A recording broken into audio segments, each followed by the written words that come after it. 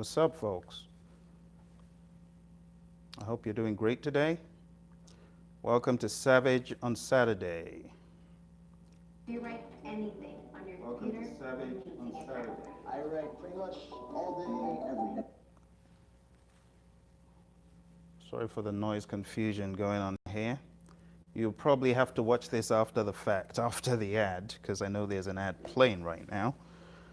But welcome, welcome, welcome.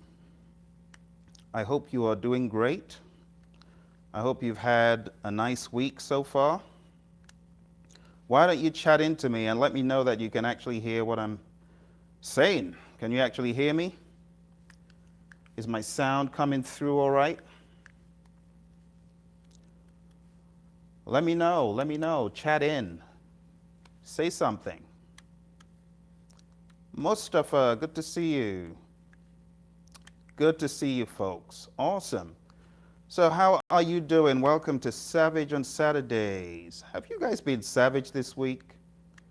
I've got some really great stories to tell you, really great stories about people who have killed the exam. Alex, good to see you. Francis, all of my friends all around the world, thank you very much for joining. Lots of people have been slaying the exam this week. So I've got some major gold to share with you. Major gold, major gold. I talk about my friend PMP, who terrorizes people. But a lot of people terrorize PMP, and I'm about to share some PMP exam pure gold from our PMP bosses. So PMP, why don't you take a seat? Why don't you listen up to how people hit you? They hit you really hard, didn't they? So let's take a look at what our PMP bosses have to say to us this week. First PMP boss is someone of the username Ibra Sori. And Ibra Sori says, hi, I'm in Ivory Coast, and I went last week to Ghana for my PMP computer-based test, and I passed it on January 2nd, 2018. That's pretty cool. Congrats, Ibra. And Ibra goes further to say, one of my tips, every day in my car, I was listening to the course, talking about, the 40 days to PMP, and your videos in audio format. It helps me keep in my memory. It helps me keeping in my memory ITTOs naturally, without any efforts. It is unbelievable. Until now, it is as clear as the day before my exam. Thanks for sharing. Thank you for sharing, I guess he meant to say, or she meant to say. So this is really cool to hear that people are finding the 40 days to PMP exam course useful. Those of you that haven't tapped into the 40 days to PMP, it is totally free. So you could look for it on our playlist section on the Praizion YouTube account. Another user, Melissa, one of our students, passed the PMP exam with a month of preparation. That's pretty quick. With a month of preparation, going over the PMBOK and watching your videos. I particularly listened to this video numerous times, this one, numerous times leading up to my exam. Many thanks for your help. It's an absolute pleasure. So people are slaying this thing. Pimpy, people are handling you with lots of venom. Let's take a very quick quiz just to kick the tires and make sure that we're still thinking about the stuff we need to be thinking about. Thank you, Marwan. I see that. Laurie, good to see you. And Olivia. Laurie has been trucking with us for quite a while. We're going to kill it, Laurie. I know you're more than ready. You're just, probably doing your last kicking of tires, but you're going to kill it. I absolutely know that. Andy is one of our PMP dons. Andy is one of our PMP bosses. He's one of our alumni. Andy, why don't you drop some gold for us, man? Drop some gold.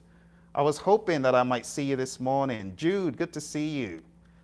So Andy, why don't you drop some gold for us? Hey, tell us what you did to this savage creature here. You powered up after attending these meetings and you killed it, didn't you? Why don't you chat in, Andy? Let people know how you handle this creature. All right.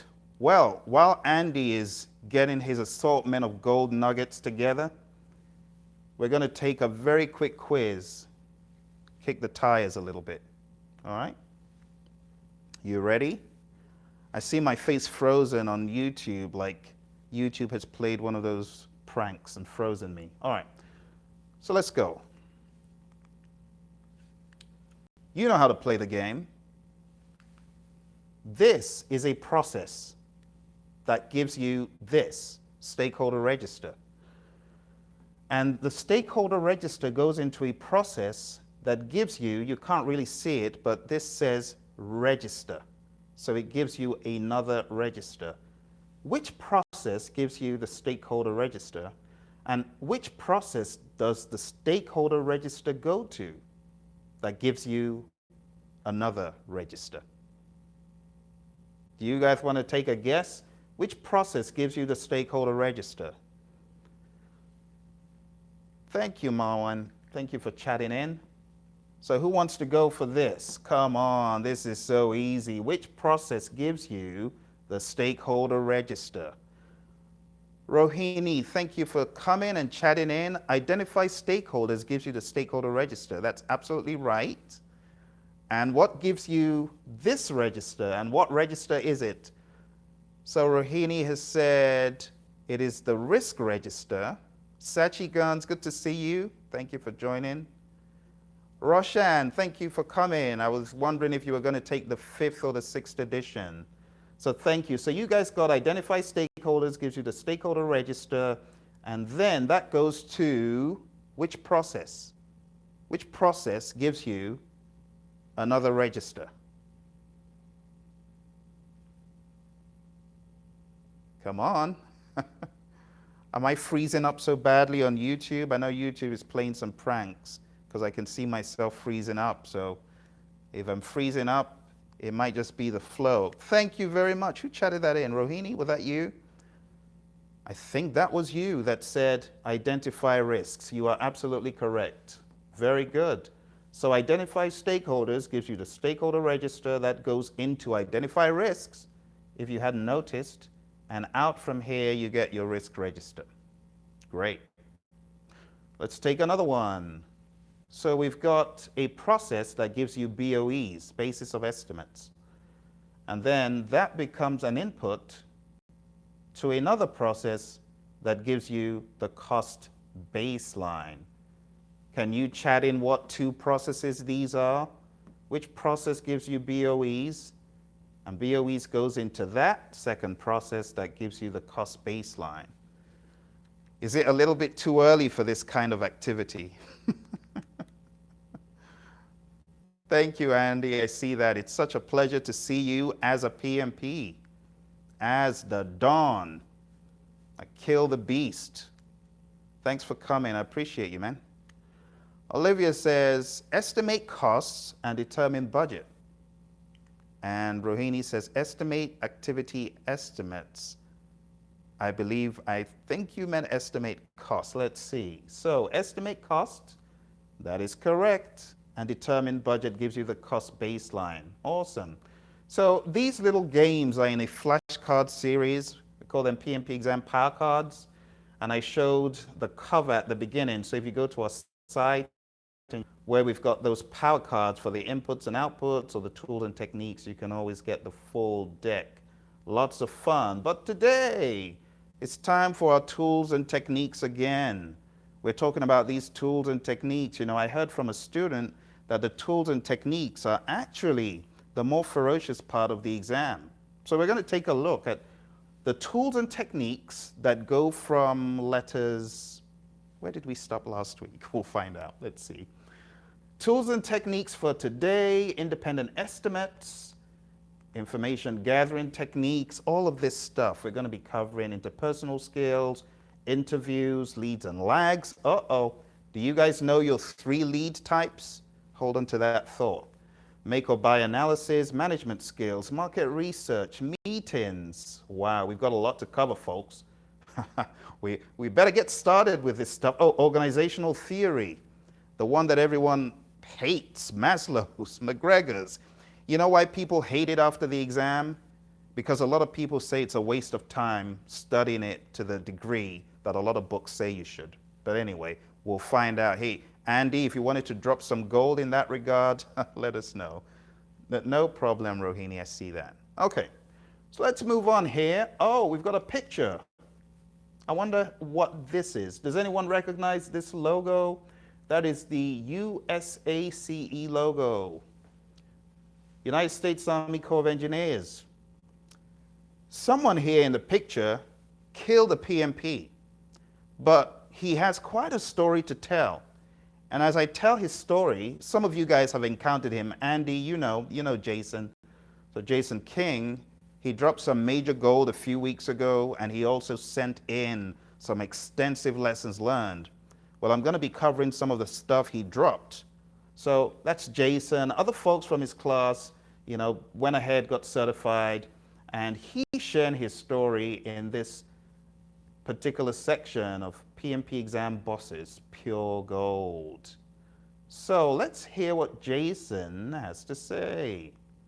He says, the process of identifying stakeholders is identifying the people, groups, or organizations that could impact or be impacted by a decision, activity, or outcome of the project, analyzing and documenting relevant information regarding their interests, involvement, interdependencies, influence, and potential impact on project success. You can tell he's definitely got the PMBOK guide shut up somehow. he's been high on PMBOK to just throw that out as his opener. And then he goes further to say, now replace project with PMP exam in the verbiage above. All right? And he says, how many times has it been seen during a mock exam or even the real one where one of the questions talks about a community being upset about a project and what the project manager fails to do? Within the 4 answers is identify stakeholders. So let's do what he's asking us to do. Let's replace project with PMP exam. The process of identify stakeholders is identifying the people, groups, organizations that could impact or be impacted by a decision, activity, or outcome of the PMP exam. He's trying to get you to see that you have stakeholders as you're getting ready for the PMP exam. That's really what he's trying to say. He says, of my 7 peers that have taken the PMP exam, all passed. All but 1 passed on the first attempt. The other on the second attempt. 4 of them passed with less than a month of study and preparation. They made it look easy. Why was I struggling? Hey, those of you who are out there, I feel for you. I'm telling you. That's what keeps me up at night, putting out videos and trying to help people.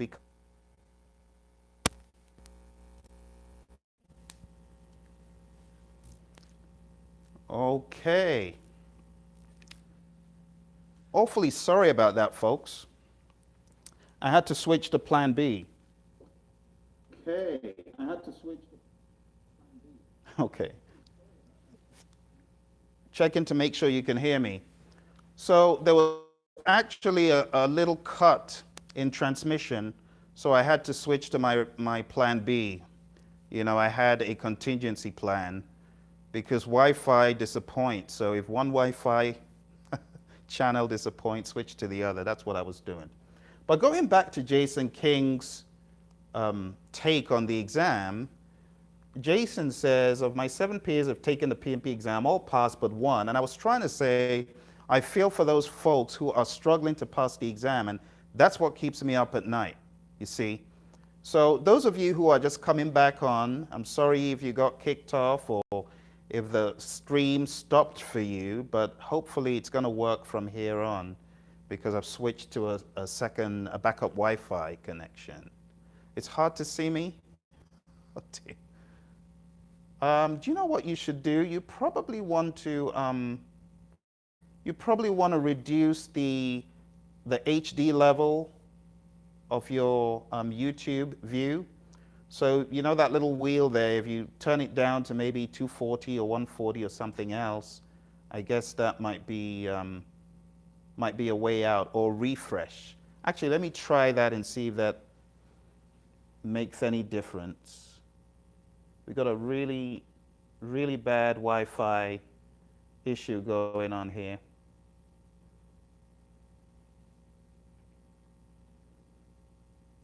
Give me a moment.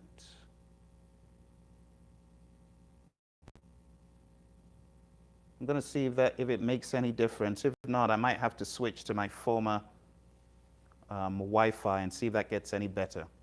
You know what? Let me finish Jason King's story, okay? I'm going to finish Jason's story. I know it's a little bit blurry. I'm going to try something after Jason's story, and then I'll come back and we'll see if it gets any better, okay? So I apologize for that. But the bottom line is that Jason eventually passed the exam, okay? It took him 5 tries to pass the test, 5. Okay, I'm going to try something else. I'm going to try another backup plan and see if it gets any better. So just hang on. Don't go. I'm going to try to switch Wi-Fi connections again and see if that makes any difference for us. So bear with me. You got to love technology. What could you do with it? All right, let's see if it gets any better from here.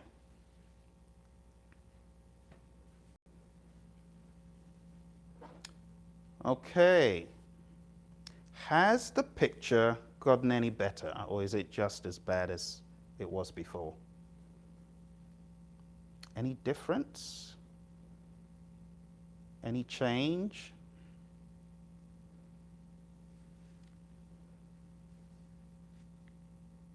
A little bit better, just a little.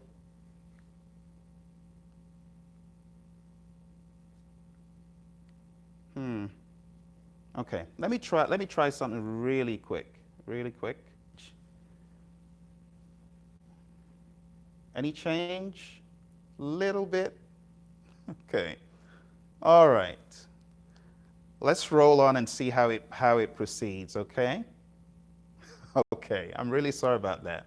So the bottom line is that Jason ended up passing the exam on his 5th try, folks, 5 times. So if you're one of those folks, the PMP exam has hit you, just get up, try again. So these are some of the things that Jason did. He did manual flashcards. These are flashcards he made manually. He also went ahead and had a huge binder of flashcards. But he now says in this slide, it wasn't until after the 3rd attempt that someone pointed out to me that it wasn't the material I had a problem with, it was my test-taking skills. Instead of identify stakeholders in project management, I needed to find expert judgment on taking exams, specifically exams similar to the PMP exam. So I began to identify educators. Turns out my problem was the inability to identify the context clues in the question. So I had to spend time learning how to remove the fluff of a question and focus on the context clues, he says. Once I learned that, I saw the PMP questions in a whole new light. When it came to attempt number 4, I felt like I was ready, even though I failed it. The improvement was amazing. Finally, I felt like I could get over the hump and pass it. For quite a while, I was talking to the wrong set of stakeholders, and it wasn't until I spoke with educators that I got on the right track. Educators, I might add, that have no clue what the PMBOK or PMP are. They did, however, know tests, exams, and the right way to take them. So what he's trying to tell you is that you can learn how to take multiple choice exams. People's failing the exam may not have anything to do with the knowledge. It might have to do with their perception of the questions. That's a really big thing. He says sometimes a person needs to take a step backwards in order to take 2 in the right direction. All right, and in this next slide, again, some of the content that he had worked on, some of the stuff he had worked on. He now shares one more thing here. He says, you were right, anyone can pass the exam, but you have to be ready for it, or it will kick your butt. As you can see, I got my butt kicked 4 times until I kicked the exam spot on the 5th attempt. Why? Why put myself through all the countless hours of study and money spent for certification? After I retired, so he's now retired military, he said, I looked for work and I knew based on my experience I could find a job. However, for the jobs I qualified for, there were 95 openings. Only half were worth applying for. Average salary, $70,000 per year. It then says, job listings that I found for project manager, 301, and 80 of them were very lucrative and interesting. Average salary, $80,000 per year. Now, once my tour is complete in Japan, and it will be time to start applying for new jobs, I should have over 100 options to choose from compared to just 50. Having the PMP certification just doubled my opportunities in job placement. That's why. That was my business case. Why am I taking the time to read all this? Because a lot of people feel like giving up. Don't give up. It's worth it. Taking the PMP exam, this journey you're on, you're doing the right thing. Don't give up, all right? I'm here to support you. I'm here to help you and get you through. Again, something else Jason did. He had binders for planning, executing, initiating, monitoring, controlling, closing, where he put all of these flashcards, handmade flashcards. So if you haven't gone this far, folks, go this far. Make your flashcards. Make your own study materials. Go as far as Jason went, and you'll be glad you did. All righty. Do you guys have any questions for me right off the bat? Or any comments or concerns that I can answer right now? Thank you for sending me that feedback and letting me know that it looks better. Appreciate that.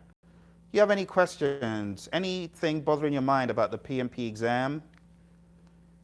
Anything that came up since the last time we spoke that you thought, oh, I might just ask Phil that? Sandy, good to see you as well. Thank you, Jude. Appreciate it. All right. So I've got a question, folks. It's a warm-up question. It's from one of my favorite chapters in the PMBOK guide. Thank you, Olivia. Thank you. All right. Let's take a look. You remember our question from Earn Value last week? Well, the question returns in a different form. You were promoted to be director of your construction PMO. You promised CEO and management, based on your cost baseline, that you would install 10 servers to manage CAD efforts, $100,000 each, in 10 days at a rate of 1 server a day. You guys remember this question, I'm sure. At the end of 5 days, you have installed 3 servers. At the end of 5 days, you have spent $40,000. Based on your current cost performance, what is EAC? 133.3K, 195.5K, 135K, or 100,000.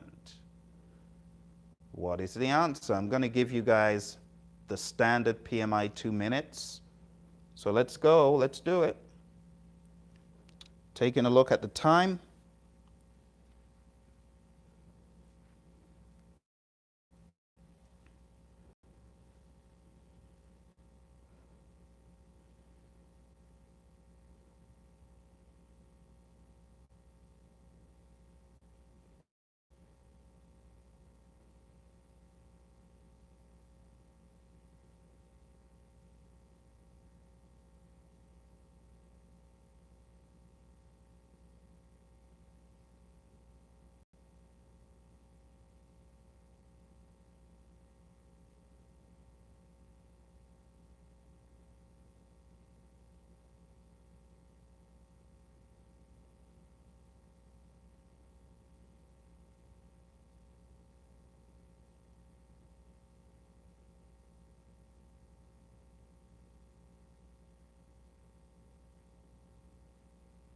Don't type in the answer just yet. I want everyone to send it in at the same time. So hold on.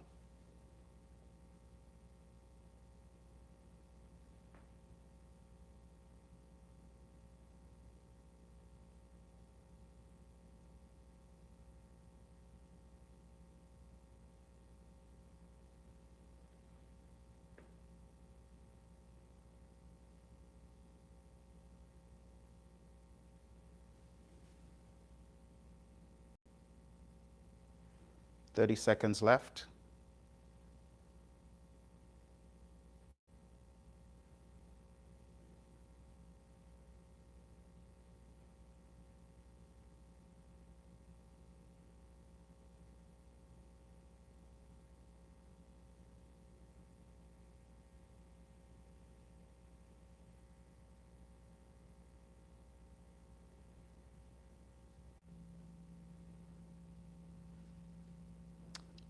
right. That was an amazingly long break. I wasn't sure if it was still going to come back or not. So let's give some folks time to rejoin. I'm going to do a refresh.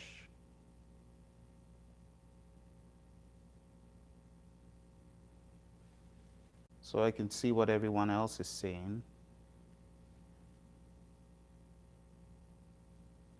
I think folks in Arizona prefer to do internet works when they think everyone is asleep. Dear. Oh dear, dear, dear. Okay. Awfully sorry about that. I have no clue what is going on at all. But I think I need to give Cox Communications a call at some point.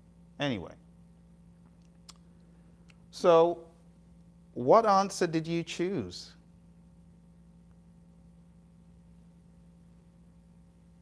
The last thing I said was everyone should chat in the answers. And then it went blank. And I guessed people couldn't see. Okay, thank you, Sachigun. Sandy, thank you very much for sticking with me. Olivia, Francis, thank you.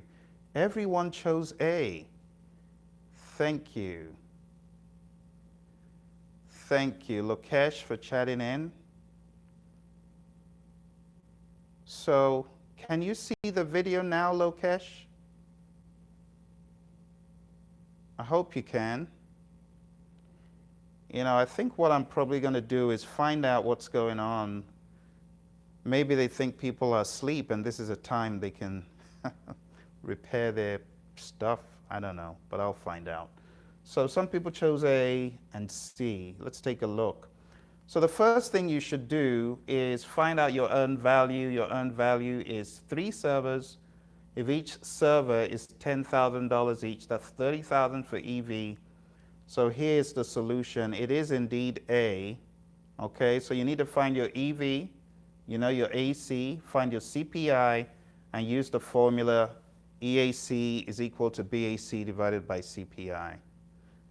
Oh, you can't see the stream? I'm so sorry, Othman.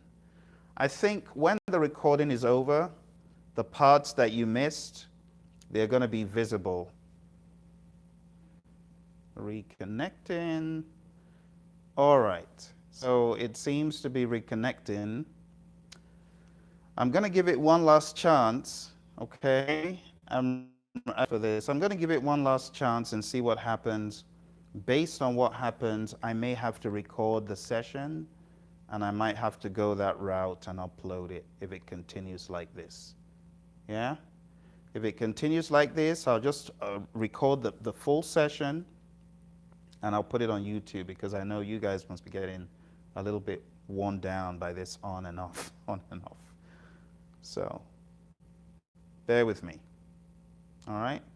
Now it seems okay. But if it acts up again, I'm just going to have to, I'm probably going to have to record it. I hope you'll understand if that happens. Okay. But you guys did well. Great job on getting the answer right. Okay. Let's try and proceed. So, our first tool and technique for the day is independent estimates. Independent estimates are those estimates that we get from third parties to ensure that the estimates that we're given by the seller, prospective seller, are really, truly what they should be, really accurate. So the process is conduct procurements. That's where we use these independent estimates. All right. Next, we have a quiz. Create WBS gives us something. Still offline?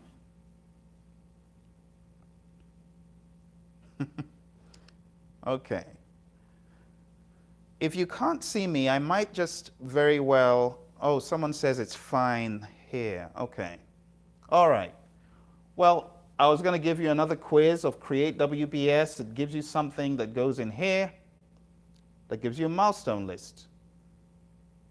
Oh, it's clear. Okay. All right. Thank you, Andy. Thank you, Alex and Nas, for chatting in. Good to see you. I don't think we've met before. Creighton, good to see you. I don't think we've met before. Thank you very much. So from Create WBS, we get something that goes into this process that gives you the milestone list. And here's the answer. I'm not going to make you answer it with all this trouble up and down. It's so annoying. Define activities. Oh, someone did chat in. Well, thank you very much, Sachi Guns. So Create WBS gives us a scope baseline that goes into define activities that gives us the milestone list. Good. Another one, develop project charter, gives us something that goes into a process that gives us the risk management plan. Develop project charter gives us something, and that something goes into a process that gives us the risk management plan. Oh dear, I'm so sorry, Othman, if you're listening to this after the fact. Very, very sad. I am sorry about that. So yes, you're right, Sandy. It gives us the project charter and plan risk management. You are correct. Thank you, Rohini. And Olivia, thank you. You're correct. So the answer, project charter and plan risk management. Great job. So moving on, I've got something for you, but the link, you're going to have to go down into the description, okay? Go into the description and click on the link all the way down at the bottom. All the way down at the bottom. Those of you who have not joined these meetings before, you might find this useful. So, you know, in the description, all the way at the bottom, there is a link for the PM hustlers. I am going to go ahead and chat this in to the chat box directly. Hi, Jatin. Good to see you. Another PMP Don of mine. Thank you for showing up, for coming to encourage our family here. So, guys, if you click on that link that I just chatted in, those of you that have never been to these meetings before, I advise you to go there, see what I've got for your hustle this morning, okay? Those of you who were here last week, it's going to be the same old thing, but you might find one or two items of interest. So go to that link and see if you can hustle. Now, with all the Wi-Fi issues that we're experiencing, oh, absolutely. Yeah, do it. Download. That's what it's all about. That's what this hustle is about. You know, every week I try to get an item of interest for you guys to take a look at. Sounds like inspection. Sounds like an inspection. Yeah, go there, take a look. All right, see what you got there, and if it's anything of interest, yeah, use it. Use it for your PMP hustle. That's what this is all about. All right, so you got the link, you know what to do, okay? The video there's a coaching training thing. If you just look at the link, because there's a link there for a quiz, that's after this. Don't do any quizzes right now, that's after this, okay? But as far as the link for your hustle, click on it, look at the chat, I just chatted it in. So make sure you grab that, all right? Did anybody else get a 404 or 400? Did anybody else get a 400 or 404 error? That shouldn't be happening. Uh-oh. Why do you keep getting... Okay, do you know what? Click on the link. Click on the link that I chatted. So restricted. It's working for some people and it's not working for others. Yeah. It's working for some, but not for others. You know what? If anyone can just paste the link that worked for them, I don't know, maybe I'm doing something wrong. Oh, that's strange. You know, I actually got a 400 as well. That's a little bit strange. Yeah, it worked, It worked for me at first, and now it's given an error. You know, I think Google might have issues with the number of people going there, because if there are too many people going there, I think maybe Google doesn't like it. Yeah, do you know what? When we get done with this meeting, let's bookmark it and try it again, because it's so weird. It's working for me on one front, and on the other front, it's not working. So that is very, very odd. So it's working for some people, not working for others. Yeah. Working for some, but not for others. Oh, the link below in the video thing works? Okay, just go to that link then, right down below. Go to the one right down below, and hopefully that one's going to work for you. Yeah, I mean, it's working for me when I click on it directly, so maybe if you click on it directly, it's going to work for you. But I know that Google doesn't like, basically these chats, I know that Google is doesn't seem very fond of you typing in any of these short URLs. Yeah, it said error, and it didn't let me chat it in. So you're going to have to go down below, right down below into the description of the meeting, and I'm hoping that it will let you do that. I'll try and space out the links and get creative here. Yeah, so if you sandwich it all together, sandwich that link all together, Sandy, and I'm hoping that that works for you. All right? We got to come up with a different strategy, get around this Google bottleneck. They're the same, exactly. So the thing about it, Rohini, it won't let me type in any tiny URL or any tiny.cc. So I'm not allowed to type it in. But if I break it out like I have, then it allows me. Okay? All right. So use whatever you see there. Let's see if it's useful to you or not. Thank you. Next tool and technique, information gathering techniques. It's a tool and technique of identify risks.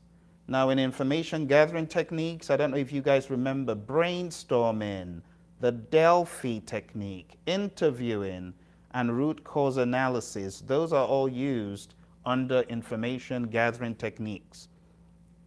Can anyone chat into me when you hear the word Delphi or Delphi technique? Can you tell me what exactly comes into your head? Delphi? The Delphi technique, what's it all about? What's the Delphi? Thank you, Jude. Thank you, Sandy. You guys have gotten it. It's all about anonymous experts.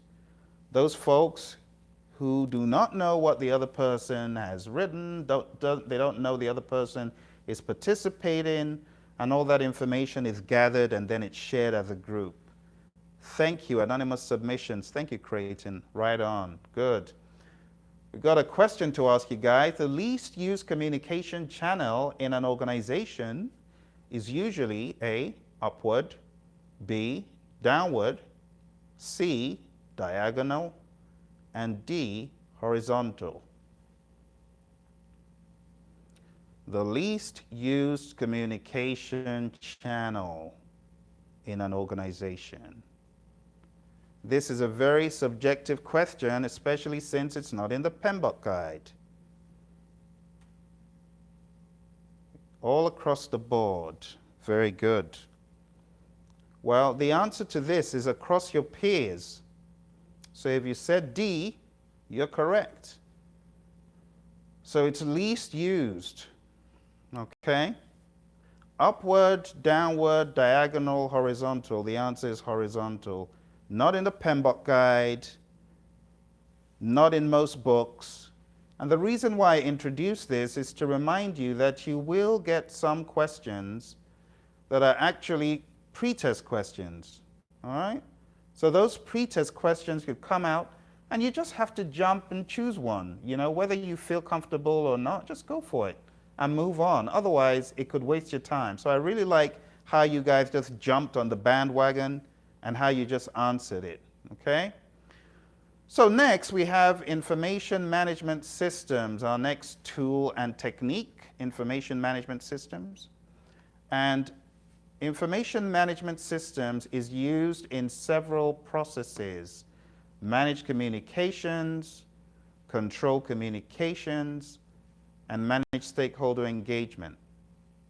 Don't forget, page 300 talks about some of these: hard copy systems, electronic communication systems, and web interfaces.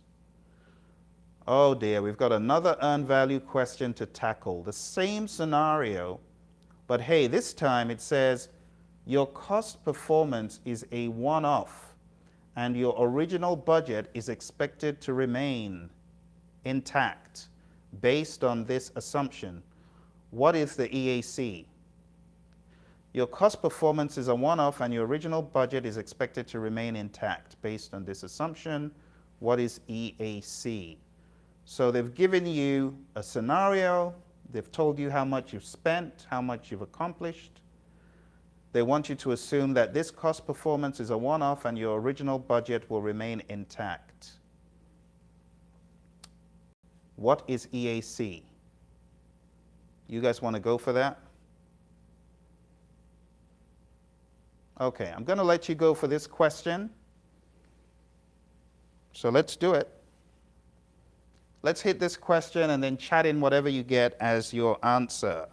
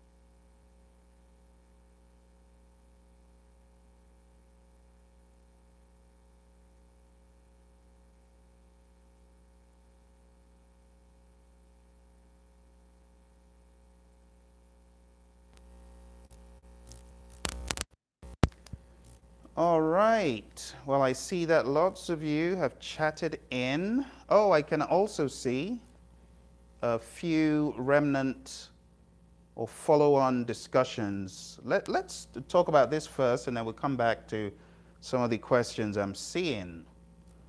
So we have most people chatting in D, had one C. So can you guys tell me which formula you use? Let's make sure we all use the same formula for this. So if your cost performance is a one-off and your original budget is going to stay the same, which formula do you use? Is it BAC divided by CPI again? Or is it what Sandy has chatted in? AC plus bracket BAC minus EV. We're going to use what Sandy chatted in, okay?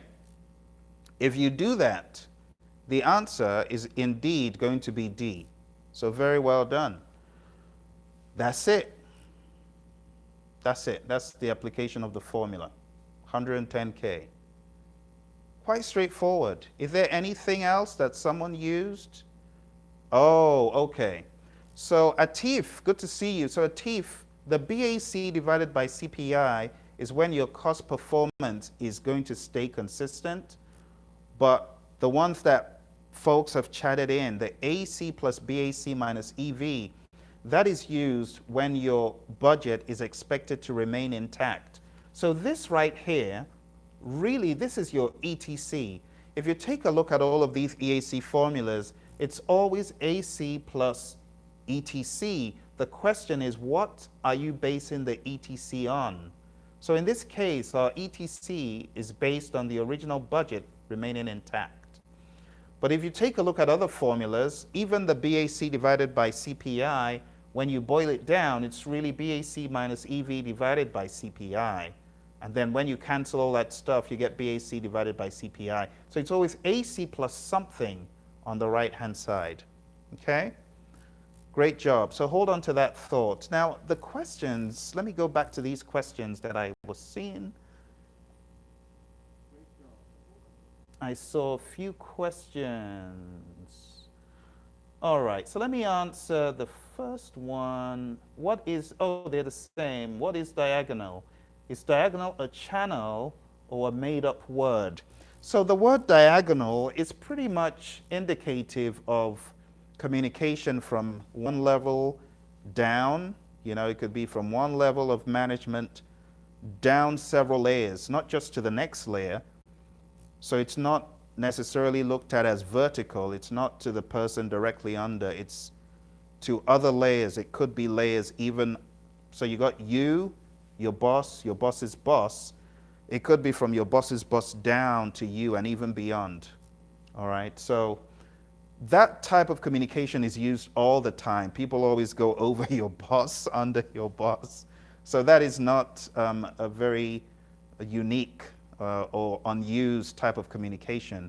But when you talk about peer-to-peer, yes, you could think about it, well, you could think about it as more in layers. It's from top down. And it could be interdepartmental, you know, it could be, you know, it could be people working in the same firm but in different locations, but it's from the top down, okay? So I think the core thing the question is trying to teach you is that peer-to-peer communication is not very often used. Can anyone chat into me? Why do you think peer-to-peer communication is not often tapped into or is the least commonly used? You know, because that's really the bedrock of one of the new processes in the PMBOK Guide 6th edition called Managed Project Knowledge. So why do you think that happens?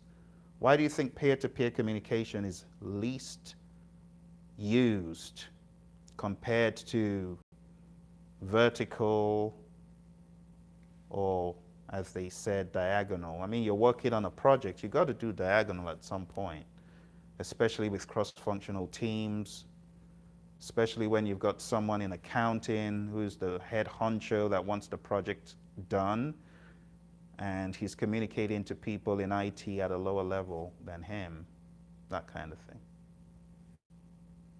Anyway, so what was the other question I saw? Competition. Thank you, Judy. Judy, good to see you. I think, have I seen you once before, Judy, on these calls? I think I have. That's funny. Judy and Jude in quick succession. Oh dear. Okay. So Judy, you're absolutely correct. More like competition, right? It's definitely more like competition. Jude says, it's easier to talk, nothing official to say. So peer-to-peer really, you know, it's really what Judy says, people feeling threatened and that whole competition factor. And as Jude says, sometimes people feel there's nothing official to say, but it doesn't have to be formal communication. People just generally don't utilize it as much, except their buddies. Thank you, Judy. All right, let's move back to inspection. Hey, this one, I am expecting every single person on the call to just say, Phil, this is so cheap. Why are you wasting our time telling us about inspection? Can you prove me correct? Because I am so sure that you know inspection inside out. What are the processes that inspection is used? Yes, Sachigans, you're correct. Some organizational structures are pretty much flat. Sachigans, have you read the PMBOK Guide 6th edition? Because what you're saying is a direct cutout from the PMBOK Guide 6th edition, but you are absolutely correct. Thank you, Jude, for your chat. You're close. Hey, folks, chat into me. Inspection is a tool and technique of... Thank you, Sandy. That's rather creative with the second option. Good choice. So that means there, if you really wanted to look at it, there are 3 where the word inspection is used, but there's only 2 where the word inspection is explicit. And I think Atif just chatted that in. Thank you very much, Atif. It is validate scope and control quality. Well done. So both of these use inspection for different things. Validate scope. Inspection is used by the customer to inspect the deliverable that you've sent, or should I say the verified deliverable you sent. Control quality, we use inspection to check the deliverable internally. All right, I hope that makes sense. All right. Thank you, Laurie. Good to see you still remember this stuff. But control scope is variance analysis. Yes, Jude. Control scope uses variance analysis. That's right. All right. Moving on. This is what Sandy was alluding to. Inspections and audits. It's a tool and technique of which one? Inspections and audits. Where do we use inspections and audits, folks? Inspections and audits is a tool and technique of... Hey, Andy. Andy is still in the zone. Hey, Andy got certified like 2 weeks ago. He's still cranking out these answers. Fantastic. Thank you, Andy. Thank you, Sandy. And Othman, you bring up a good point. So we have quality audits that happen in quality assurance, although this, inspections and audits, is explicit to control procurements. Thank you, Atif. Okay. Next one, interpersonal skills. We've got various interpersonal skills. Everyone chat into me 1 or 2 of these interpersonal skills. I want to know what the first thing that comes into your mind is. First interpersonal skill that jumps into your head. What is it? Interpersonal skills. Tell me, tell me. Thank you, Sandy. I see that. Nas, thank you very much. Manage stakeholder jumps into your head. Manage communications, manage stakeholders. All right. Thank you. That's what I'm looking for. Thank you, Anand. Good. Coaching. Thank you, Creighton. Leadership. That's what I was suspecting. Active listening, motivation, influencing. Thank you, Alexandra and Judy and Anand. Very good. Conflict management. Great. Very, very good. So, folks, this is the big one. I'm just going to write it here, bold, on this slide, because I want you to remember to go check it out. It's Appendix X3. Check out Appendix X3 in the PMBOK guide. I think that will really solidify all of this stuff. PMBOK guide, 5th edition, Appendix X3. It's huge. So I'm going to read out the list of what's in Appendix X3. Page right here. Okay. So in Appendix X3, we've got leadership, team building, motivation, communication, influencing, decision making, political and cultural awareness, which is now stepped up in the PMBOK guide, 6th edition, by the way, negotiation, trust building, conflict management, and coaching. Definitely read PMI's take on these topics, folks. I would highly suggest it, just in case. You know, you never know. So the processes where we find these things: develop project team, manage stakeholder engagement, as some of you had chatted in previously. All right, so well done. Appendix X3 definitely needs to be read. Definitely needs to be read. Direct and manage project work gives me something, and that something goes into a process. that gives me schedule forecasts. Don't you love these puzzles? Direct and manage project work gives me something, and that something goes into a process that gives me schedule forecast. So the question is, where does this thing go and what is it? This thing from direct and manage project work goes somewhere that gives me schedule forecasts. Thatchy Guns, you are right on it. Well done. It is indeed WPD. So WPD comes from here and it goes to a process that gives us schedule forecasts. Close, Thatchy Guns, for the second one. Where do we get schedule forecasts? Schedule forecast is an output of, thank you, Jude, that is correct. And Sandy, thank you very much. It is control schedule. Schedule forecast from control schedule. Cost forecast from control cost.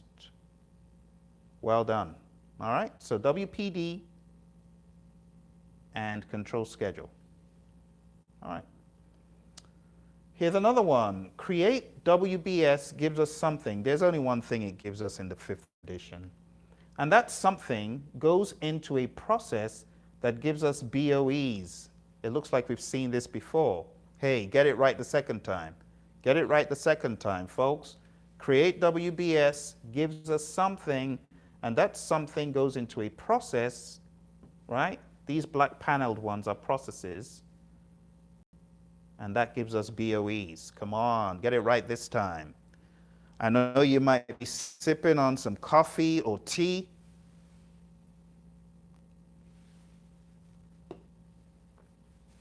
Scope baseline, very good. And what is it that we get BOEs from? Sandy saves the day again. Oh, almost. Sandy almost saved the day again. Almost, almost.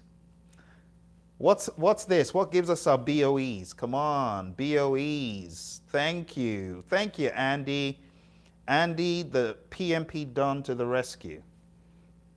So Andy, why don't you chat into us and tell us, since you got certified, what have you been doing? Have you been chilling? Have you been cruising in that ride, in that picture? what have you been up to? Achintia, good to see you. It's been quite a while. You are indeed correct. It is estimate cost. So anyway, that's the answer. That's the answer right there. Create WBS gives us scope baseline that goes into estimate costs. We get our BOEs. Okay, great job. Back to our tools and techniques. Interviews. Let me give you a clue. Interviews, focus groups, facilitated workshops, questionnaires, surveys, prototypes are all used in what? Thank you, Jude. You are correct. Thank you, Sandy. It is indeed collect requirements. And it's also used in many other sub-techniques. So don't forget, as you study risk and as you study other areas, you may come across that. No chilling, loads of work. I love it. You got to keep hustling even after the PMP. But it's hustling, you know, on a different level. You're not hustling, you're not grinding this, you know, you're not grinding this to pulp. The good thing is that a lot of it actually stays in your head, you know, just like you're just spitting out these answers like you've been studying since you got certified, even though you probably haven't, but it's just there, right there in your veins. You really understood it.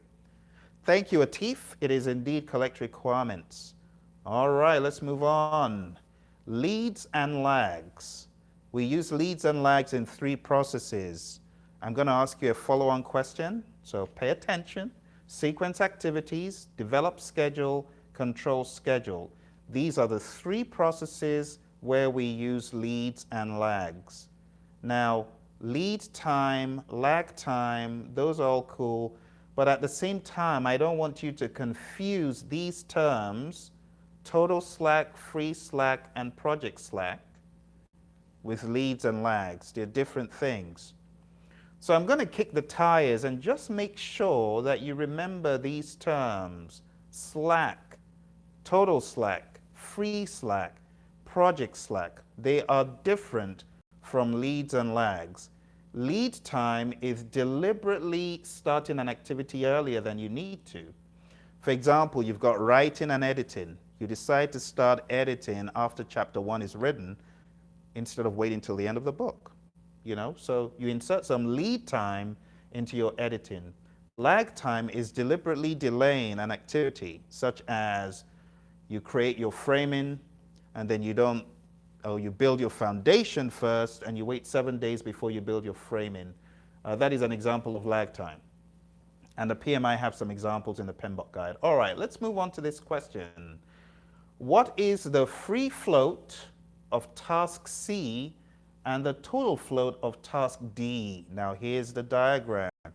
It's a critical path problem, very simple. You might have seen this in one of our other videos. So tell me, what is the free float of task C and the total float of task D, respectively? Oh dear, you can't see. So let me tell you what we've got. In the middle, we have A, B, C, and the letter G for golf. So if you've got a pen and a paper, you can scribble them out. A, B, C, D.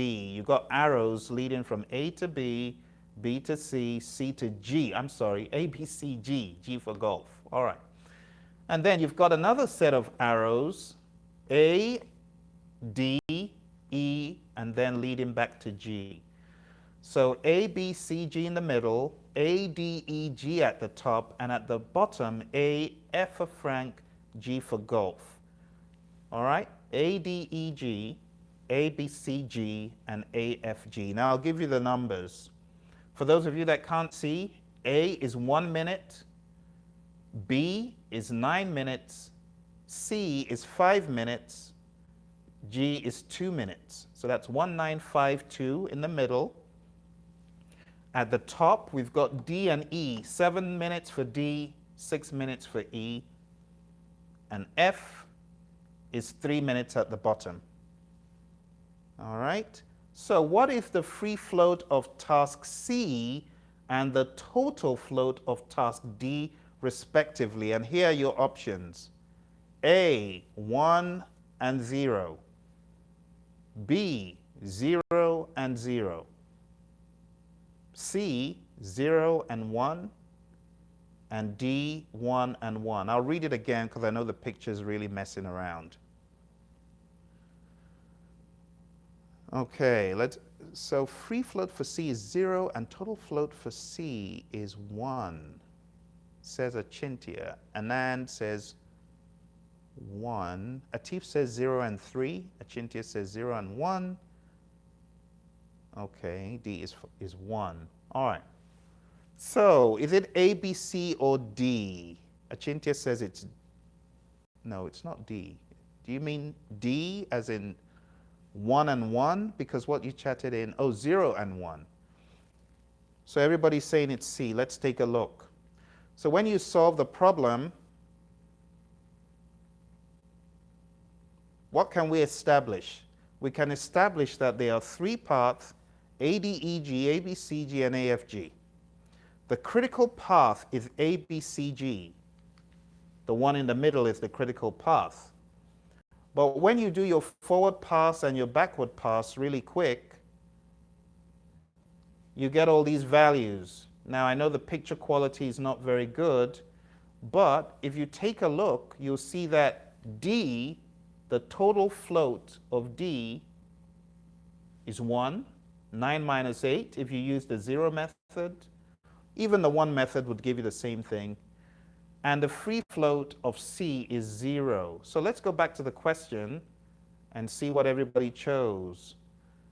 So it said free float of C, that is 0 because it's on the critical path. So the trick would have been to go through, since it said C and D respectively, you wanted to see the one that is 0 first, so you can disqualify A and D. So it's now up to choice B and C. And then you see D, when we calculated it, had a total float of 1. So the answer is C. All right. Well done. Lots of people chose C. If you haven't mastered this, I would say go watch some of the videos that I've got on network diagrams on YouTube. All right, so anyway, that's that. Well done for attempting the question. First thing on a Saturday morning for those of you in the US. Not an easy feat. Okay. Oh, here's another one. I'm sorry. Let's go back. So it says the customer has demanded the deliverable in 1 hour. So it's exactly the same problem. A, B, C, G in the middle, A, D, E, G at the top, A, F, G at the bottom. The customer has demanded the deliverable in 1 hour. What is the project float? Customer has demanded the deliverable in 1 hour. What is the project float? Give you 1 minute to do that one.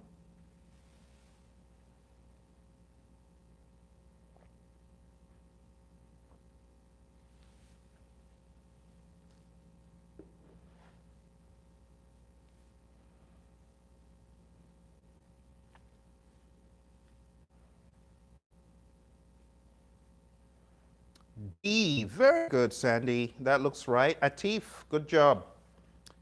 So the answer is indeed 43 minutes. For those of you who have not encountered project float is the difference between your customer required due date, which could be out here somewhere, and your project end date or end time. So if the project ends at 17 minutes, which is the critical path, and your customer wants it at 60, it's 60 minus 17, which gives you 43. Fantastic. You guys know this stuff. Well done. You're not going to have a problem with that on the exam. Okay. So, yep, the answer is 60 minus 17, which is 43 minutes as you chatted in. Great job. All right. Any questions about free float, total float? I hope you guys know that on the critical path, any of those tasks is going to have a 0 total float and a 0 free float. You knew that? I guess you did. So it's going to have anything, any of these on the critical path has a 0 total float and free float. One of my buddies, he was my student at the time, former colonel in the Army, or Marine, I beg your pardon. He got a question on his exam, and the question showed a crazy network diagram and said, what is the slack or the float? And of course, if it's something on the critical path, you don't need to go crazy about it. But I think he got carried away and thought, oh, a formula question. You want to look out for that kind of trickery where they're asking you for stuff on the critical path applies to the project as a whole. All right, so if you get a question that says,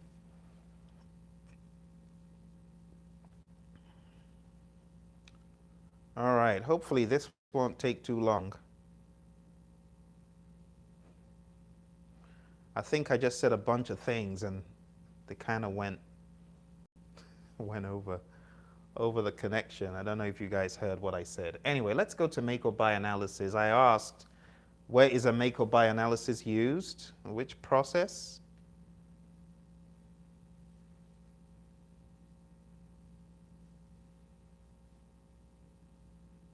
Okay. So make or buy analysis is used in plan procurement management. Thank you, Sandy. That is where we use our make or buy analysis. Can you guys chat into me? Which output from plan procurement management is directly linked to a make or buy analysis? Directly linked. Thank you, folks, for chatting that in. Your chats just came in. Gotta love YouTube. Gotta love it. Don't make me go on Facebook, people at Google. Another earned value question. Phil, why are you giving us all these earned value questions? What's wrong with you, man?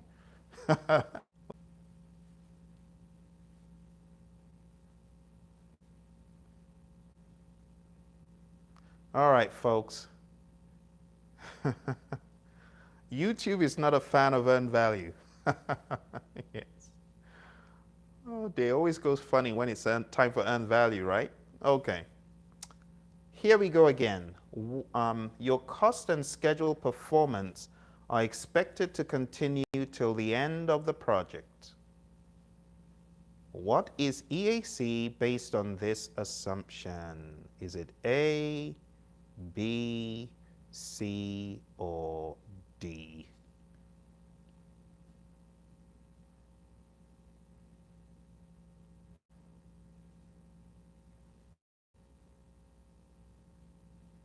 A is 195.5, B is 133.3, C is 135, and D is 100. I'll read them out again.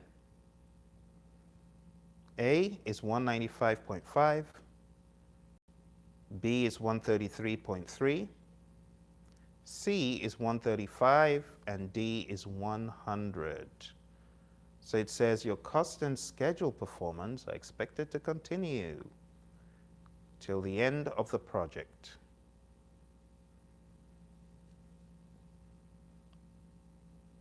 Anyone know which formula we should use? Let's go, chat in the answers. If you've got an answer, chat it in.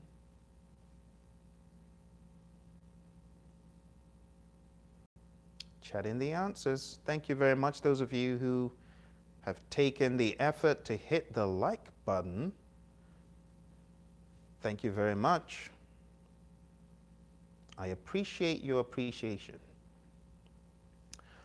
All right, so is it A, B, C, or D?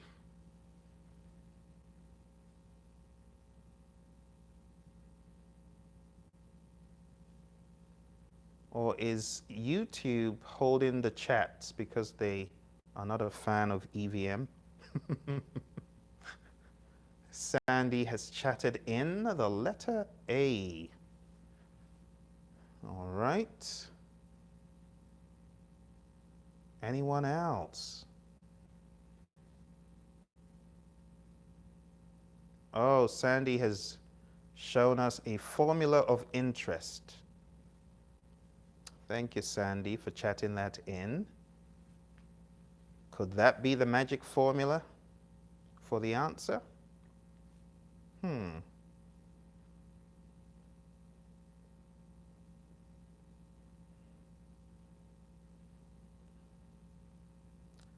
magic formula for EAC based on the most ridiculous of CPIs and SPIs.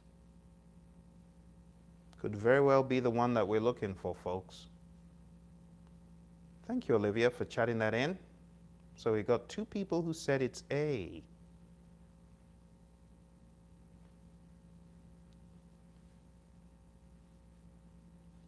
Okay. All right.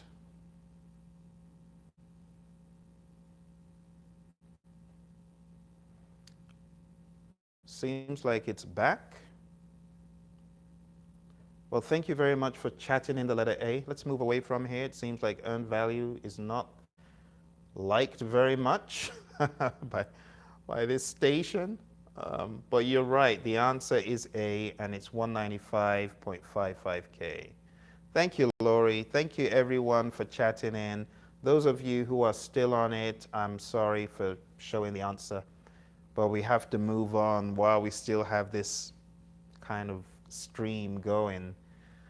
Management skills. So management skills is used in a couple of processes, well, used in one process, but we hear the term in a couple of places. And the reason is because management skills is also one of those skills considered in your appendix X3, if I'm not mistaken, is it? It actually isn't. Oh, how interesting. So we've got conflict management, but we don't have management skills. I don't know why I thought management skills was there. So management skills, manage stakeholder engagement, facilitate consensus, influence, negotiate, modify organizational behavior to accept project outcomes. I might be thinking about the 6th edition, but it's used in managed stakeholder engagement. Next one, market research. Another favorite of planned procurement management. Okay, so we use this in planned procurement management to understand the landscape of the market and to know which sellers or potential sellers, prospective sellers we're going to invite, or to know what the current conditions of prices are in the marketplace. Many reasons. Meetings. How many processes do we use meetings? Direct and manage project work, monitor and control project work, PICC, and close project or phase. So 4 processes after you develop your project management plan. In integration, use meetings, and then plan scope management, plan schedule management, plan anything management seems to use meetings. Control communications does as well.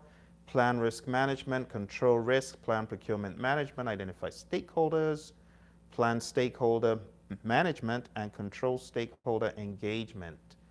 Quite a number of places, but this definitely is not one of those special ones, right, that you're going to get on the exam. Where do you use meetings? Nah, that's not going to come out. Next one is modeling techniques. So modeling techniques is used in develop schedule and control schedule. Now, when we talk about modeling techniques specifically, we're talking about what if scenario analysis and simulation. Now, what if scenario analysis, if you've ever used MS Project and you said, oh, what happens if this task goes out, or what happens if that happens, that is really a what if scenario analysis, okay? And don't forget, quantitative risk analysis and modeling techniques, we also see the mention of modeling there, modeling techniques, okay? Quantitative risk analysis and modeling techniques. Now, for those of you who have been a little bit curious to know more about the Monte Carlo, I want to encourage you to go to a website. Now, we're not affiliated with them, but I do know of them. I'd like you to go to palisade.com, okay? I think palisade.com will be a good website for those of you who want to know more about Monte Carlo analysis and simulation. You know, we talk about modeling and simulation, we talk about what if scenario analysis and modeling. They do a lot of that stuff. All right, so palisade.com. Now my screen is currently frozen and I am not aware if you can actually hear me or not. So can you do me a favor and just shoot in a chat so that I am absolutely clear that you can while I try to refresh? YouTube is really playing some games today. They must have a sense of humor about the PMP exam. Goodness. Well, thank you very much for chatting in. I'm quite relieved that you can actually hear. Awesome. All right. So go to Palisade when you get a moment. They've got quite a cool tool called At Risk. And At Risk will give you the idea of what a Monte Carlo can do on your projects. I once worked for a well-known defense firm, and there were these guys in the basement always running Monte Carlos. I wasn't interested in what they were doing. Just want to get on with my schedule and get out. All right. PMP exam bosses again, pure gold. And this is from Amanda Chafin. Amanda killed the exam last night with 4 above targets and a target. So a few notes I took. I'm just going to share the notes with you as I got lessons learned from her. She says, a bigger congrats is needed. The PMP logo, Andy, you might find this funny. Jatin, you might find this funny, having passed the exam. But the PMI logo is huge, and then the congrats, the congratulations is so small that she said, it should be a lot bigger because it's a big deal to pass this exam. I totally agree with you, Amanda. She says, getting the questions slowed her down. And she's talking about our mock exam. So our mock exam, the marathon mock, and I know Andy took this mock, but the marathon mock, it has such a huge volume of text. And she said she's used to thinking so fast that getting those kind of crazy questions on our mock slowed down her thinking, and she had to read, and that prepared her for the real exam. She says she got 35 done in the first hour. She finished in 3 hours. So those of you who feel, wow, I'm going to be grinding to the end, maybe not. Maybe not. Just a few days back, she was wondering, am I really ready for this? And she absolutely killed it. She said she got her groove on in the second half. She said the marathon mock was way longer and harder. She said it wasn't really that crazy. The actual exam wasn't that crazy. She said she did her brain dump. She said formulas were not needed. She said you just need to know what they're talking about on the questions. You need to be able to decode what are they asking for. In retrospect, she says she should have had the chart memorized sooner. She said definitely learn your page 61 first. She said your brain starts working differently after you've gotten page 61 together.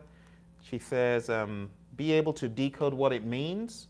And then she also goes a step further, and she's encouraging folks to take all of the ITTOs and make like a database of them on your own. So get Excel and type out, input, tool, technique, output for every process.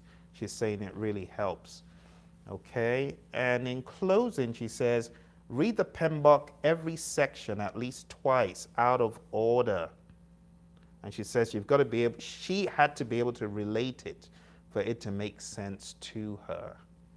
All right, Andy is dropping some GOLD. Read these valuable comments. For those folks who are going to be watching after the fact, they are not going to be privy to this. So here we go. Let's take a look at this gold Andy has dropped. So Andy says, my strategy for the exam was to focus on what Phil is doing in this series of videos, which is to identify ITTOs and connect them to other processes to understand the dependencies and connections. I created a detailed chart with those connections, and that helped me immensely. That is some gold, Andy. I appreciate that, man. Thank you. And Andy goes further to say, also, when getting ready for the exam, I was thinking back to my past projects and tried to analyze what of the PMBOK framework was missing. Good. And then what could have been improved. Very good. That is a good practice. Good. Another thing that was crucial was to take mock exams. Phil's mock exams are great. I would highly recommend them as you are approaching the exam date. Finally, an important thing for the exam was to have a strategy. This is something that Phil emphasizes in many of his videos, and I definitely second that. That is some gold. Hey, Andy, I need to get what you've chatted, man. Do you think you can mail that to me? That is some gold right there. I need to get a bucket and get some gold. Get some gold collected. I tell you, I'm just a junkie for anything that is going to help people, better understand the trickery, and get around the craziness. Some people find their exam experience very crazy. You heard the story of Jason and how out of 7 people in the class killing it, how he found it hard. No, I actually did not get your email, Andy. I was wondering when you were going to drop the gold. No, I didn't get any email. It's possible that if you sent it to Gmail, I may not have seen it. I traveled at the time to Europe, so if it was during that time, I may have actually missed it. Yeah. I'm like someone at the end of the rainbow with my little bucket trying to get some gold here. So bear with me as I just type this stuff or copy and paste, because I don't like losing out on gold, and I would highly advise everyone else to do the same, Get your bucket, get that gold, and Andy's dropped. Thank you, Andy. Great stuff. Great stuff, great stuff. Thank you, appreciate you, man. Thank you for coming in. You know, it's one thing to get certified, it's another thing to go the extra mile and to come back and say, hey, I'm going to show my peeps how I loaded up on ammo, knowledge ammo. You see, this little guy on his own, without his ammo, can't take on this crazy thing. But with the ammo, ow, you can go crazy with the ammo. I tell you, it's all about the ammo, man. It's all about the knowledge ammo, the tips, the tricks, the gold. Appreciate you. All right. You are using a planning technique. Hey, Andy said, have your strategy. You're using a planning technique to decide how best to manage the program team's behavior. Which of these describes organizational behavior? Is it A, a science, B, an art, C, a science as well as an art, or D, none of the above? What do you think?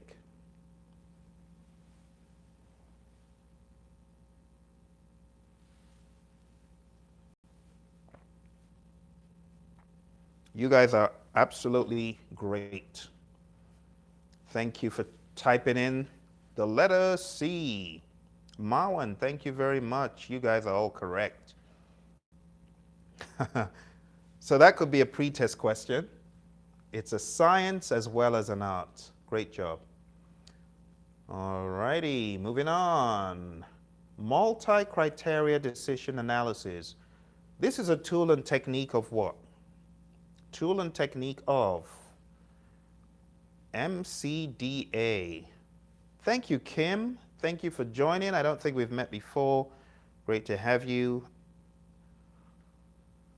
Thank you for participating. So multi-criteria decision analysis is a tool and technique of acquire project team, says Jude. You are correct. It's acquire project team. That's it. That's the one. Now, the verbiage might be found somewhere else. I can't remember where exactly you can find this. But as a tool and technique, pinpoint precisely is acquire project team. So what are some of this multi-criteria that we think about? What are some of the multi-criteria? Thank you, Jude. Some of the multi-criteria you think about here. Tell me. What are some of the multi-criteria?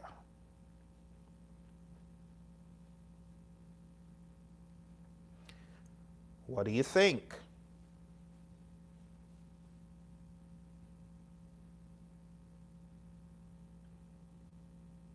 What about on a football team or soccer team? What are some of the multi-criteria, or a basketball team?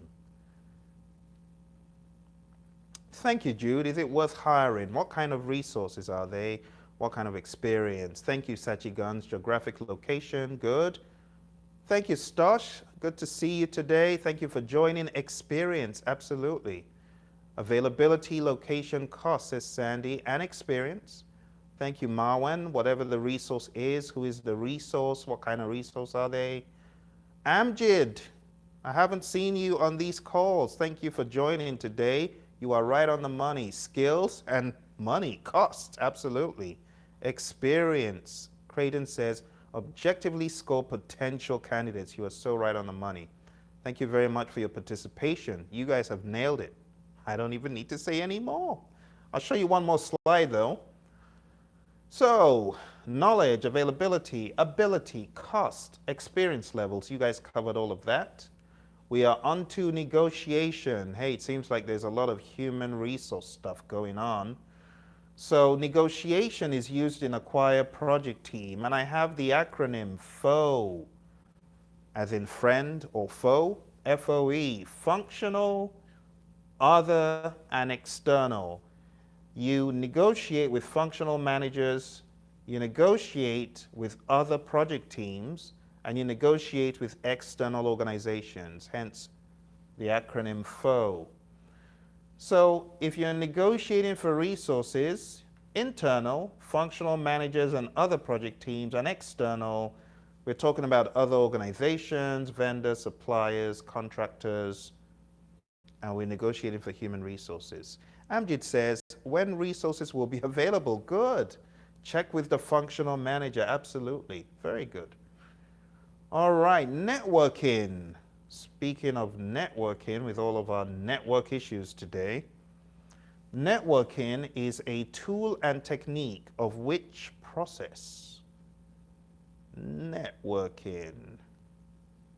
Right now, you could even network.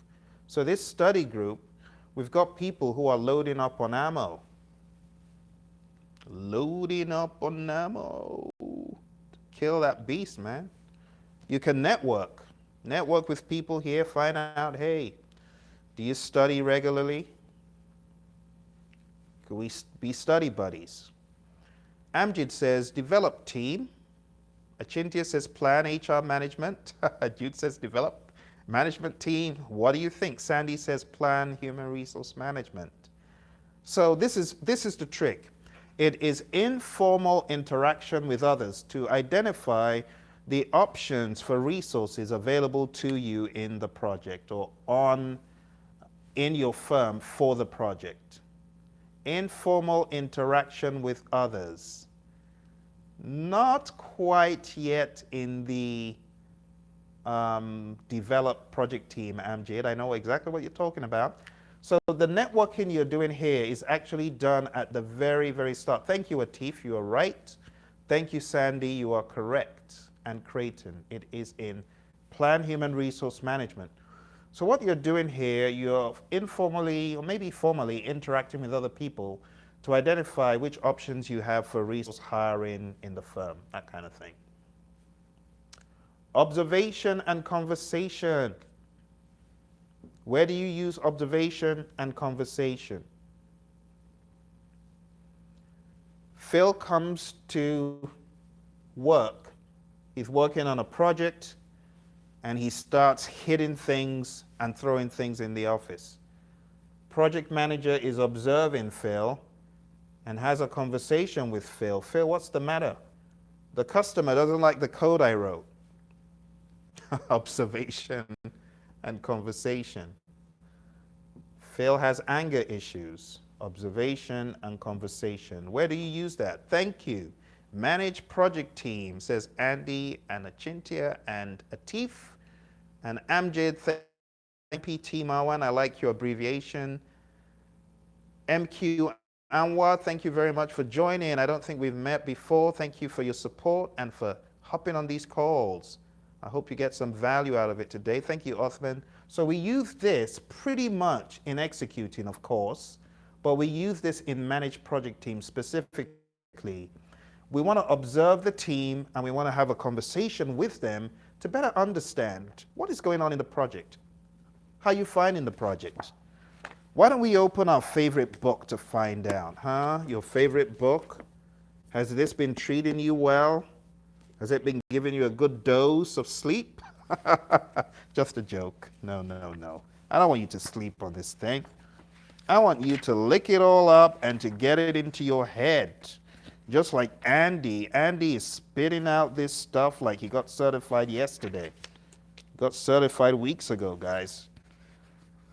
All right, so observation and conversation is on page 282. It says observation and conversation are used to stay in touch with the work and attitudes of project team members.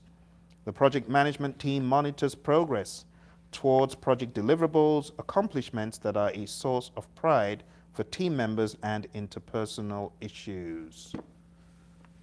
Very good, guys. You are very, very familiar with that. All right, we got another question. Dash advocated that humans are essentially motivated by levels of needs. There is no way in PMBOK land that you're going to get this one wrong. I can put my money on it. Everybody knows what this is. Thank you, Sandy and Alex and Creighton. You're so absolutely correct. Achintia, thank you. Thank you, Gazelle. Good to have you. And Atif. And Kim and Olivia, you guys are just knocking it out of the park. Good Lord. Abraham Maslow, Mr. Massey, you're absolutely correct. It's Mr. Maslow. Mr. Maslow and his dreaded, what object is he known for? Or what shape, should I say, is he known for? Is he known for a square, a circle, Maslow's circle? Judy says, even I know that. Of course you do, you've been studying. Pyramid or triangle. Pyramid, triangle, very good. You get the idea. Shape, I don't know. Triangle, pyramid. If you look at it from the front, it's going to look like a triangle as well. So you guys are all correct. Observations. Now, someone chatted the right answer to this earlier. Observations. Once upon a time, I was a guinea pig in a room. They said, Phil, we're going to pay you XYZ dollars an hour. Here's a laminating machine, Phil. We want you to play with the laminating machine and make an attempt to laminate something. And that was my job, seriously, with an agency. They were observing me. I was being looked at as a guinea pig. And there was a particular button that Phil didn't see. Oh, we need to redesign this thing because users aren't going to see it. If Phil couldn't see it, probably a lot of other people wouldn't. You are so correct. It is collect requirements. Very good, folks. So, observation and conversation, which I talked about previously, I talked about it being used to monitor attitudes. Don't confuse that with observations used in collect requirements. So, speaking of observations, and since we're in the HR zone, I want to ask you guys, what is wrong with this RACI chart that I'm about to show you? We've got various tasks. We've got various people. Tell me, what's wrong with this RACI chart?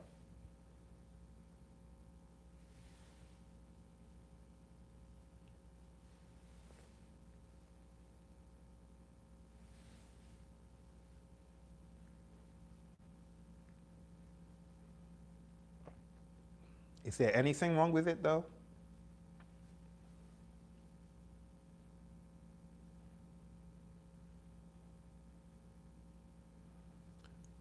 All right, so it's got it's got no names. And I guess we could argue that from the point of perfection, let's have some names. All right. So let's say we had some more generic identifiers, Andy, such as maintenance supervisors, maintenance analyst, maintenance planner, maintenance technician. What can we say? Work order close out. So work order closeouts. Look at the end here, though. Atif. Look at the end of closeout, Atif.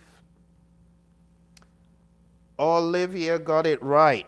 That is the exact piece of information I was looking for. Thank you, Olivia. You're correct. Thank you, Amjid. Very correct. Sandy, very correct. So no problem. So the thing about this is that every task should have one belly button accountable person. You don't want to have more than one accountable person because the accountable person is the approver. Now I'm going to go through this with you. And I'm going to show you the logic of these RACI charts. So if you get any question on the exam regarding RACI charts, you know what to do with it. RACI, responsible, the doer, accountable, the approver, consult, someone you need to consult about something, and inform, someone who needs to be informed. So if you take a look at all of the tasks, right, they should only have one A, but we've got a problem with maintenance strategy adjustments. There are two A's. There are also two A's in analyze failure reports, right? And there are two A's in input in failure data. So for every task there should only be one A. Now, there could be multiple R's, although we strive to only put one of anything, but two R's are welcome. There could be two people working on it. Two people may need to be consulted, that's all right. And many people may need to be informed, but as far as the approver, the belly button accountable person, if you have two A's, it's confusion, it's a problem. All right, so let's move to where we actually find this in the PMBOK guide. It's organization charts and position descriptions. It's in plan, human resource management. And part of this is the RACI chart, which I just showed you. Oftentimes, people will put real names, but where that is not possible, as Andy was alluding to, we could have generic project manager, engineer, analyst. This is usually used in the beginning, of course, in planning, because at this time you've not done a choir project team. So as you're using it, just be aware that you may get the layout without people's real names until the people are actually on the project. So regarding RACI charts, we've got responsible, also recommender, those who do the work to achieve the task. Then we've got accountable, also known as approver or final approving authority. Then we've got consulted, sometimes consultant or counsel, those whose opinions are sought, typically SMEs, subject matter experts, and with whom there is two-way communication. And lastly, informed, those who are kept up to date on progress, often only on completion of the task or deliverable, and with whom there is just one-way communication. So talking about setting information out. All right, so maximizing the RACI chart, how do you maximize it? Very often, the role that is accountable for a task or deliverable may also be responsible for completing it. So we could have one person who is both an R and an A, and that's okay. And it's indicated on the matrix by the task or deliverable having a role accountable for it, but no role responsible for its completion. That is, it's implied. Sometimes people may show an R/A, that's not uncommon. Outside of the exception of the informed category, it is generally recommended that each role in the project or process for each task receive at most just one of the participation types. Where more than one participation type is shown, this generally implies that participation has not yet been fully resolved, which can impede the value of this technique in clarifying the participation of each role on each task. That is the correct version. Okay? Now, you don't see anything wrong with this, do you?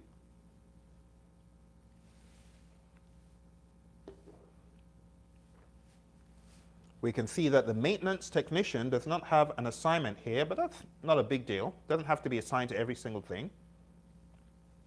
So again, responsibility, the doer, accountable, the buck stops here, consulted, in the loop, and informed, kept in the picture, all right? More gold from our PMP exam boss. Let's see who it is this time, Lieutenant J. So I had a class with the US Air Force, and I have kept this great student's name anonymous due to the sensitive nature of work being done. So it says there was trouble with starting. So those of you folks who have not checked out your Prometric Test Center, maybe not had a conversation, this is a classic. I have seen something like this happen on quite a few occasions. So in this one, this student went into the Prometric Test Center intending to have lunch, okay? And intending to first eat lunch and then take the exam after some minutes. But the Prometric Test Center, if you don't mean to start, don't even go in, because you can check in, but you can't leave. Sorry, I had to do that. But don't check in until you're ready, because if you do, they'll just tell you, you got to start once they've checked you in. So the bottom line, don't check in until you're actually ready to start your test.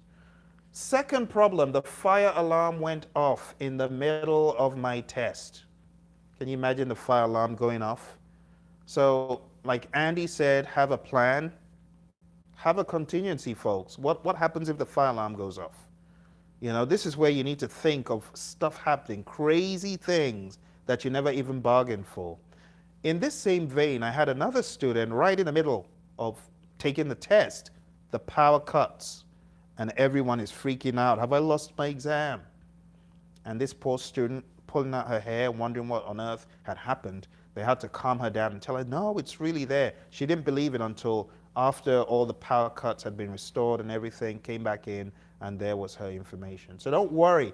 If that kind of thing happens, they will give you more time or enough time to make up for whatever time the fire alarm ate into.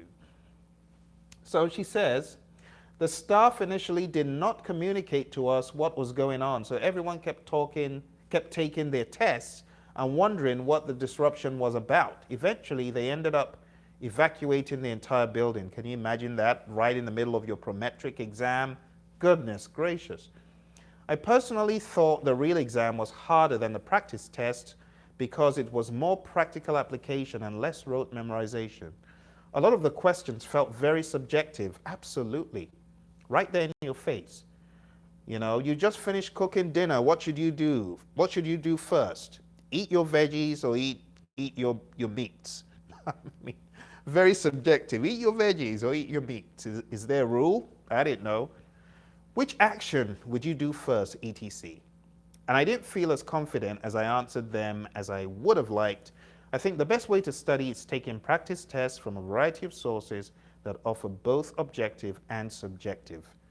Absolutely. So there's some practice tests that are not worth anything, but there are some, like, you know, Jason King was alluding to, that will really get your perspective to be similar to what the exam is.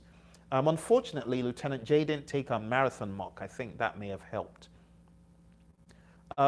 Going further, I read through the entire PMBOK, but didn't feel like just reading it was beneficial, and that is true.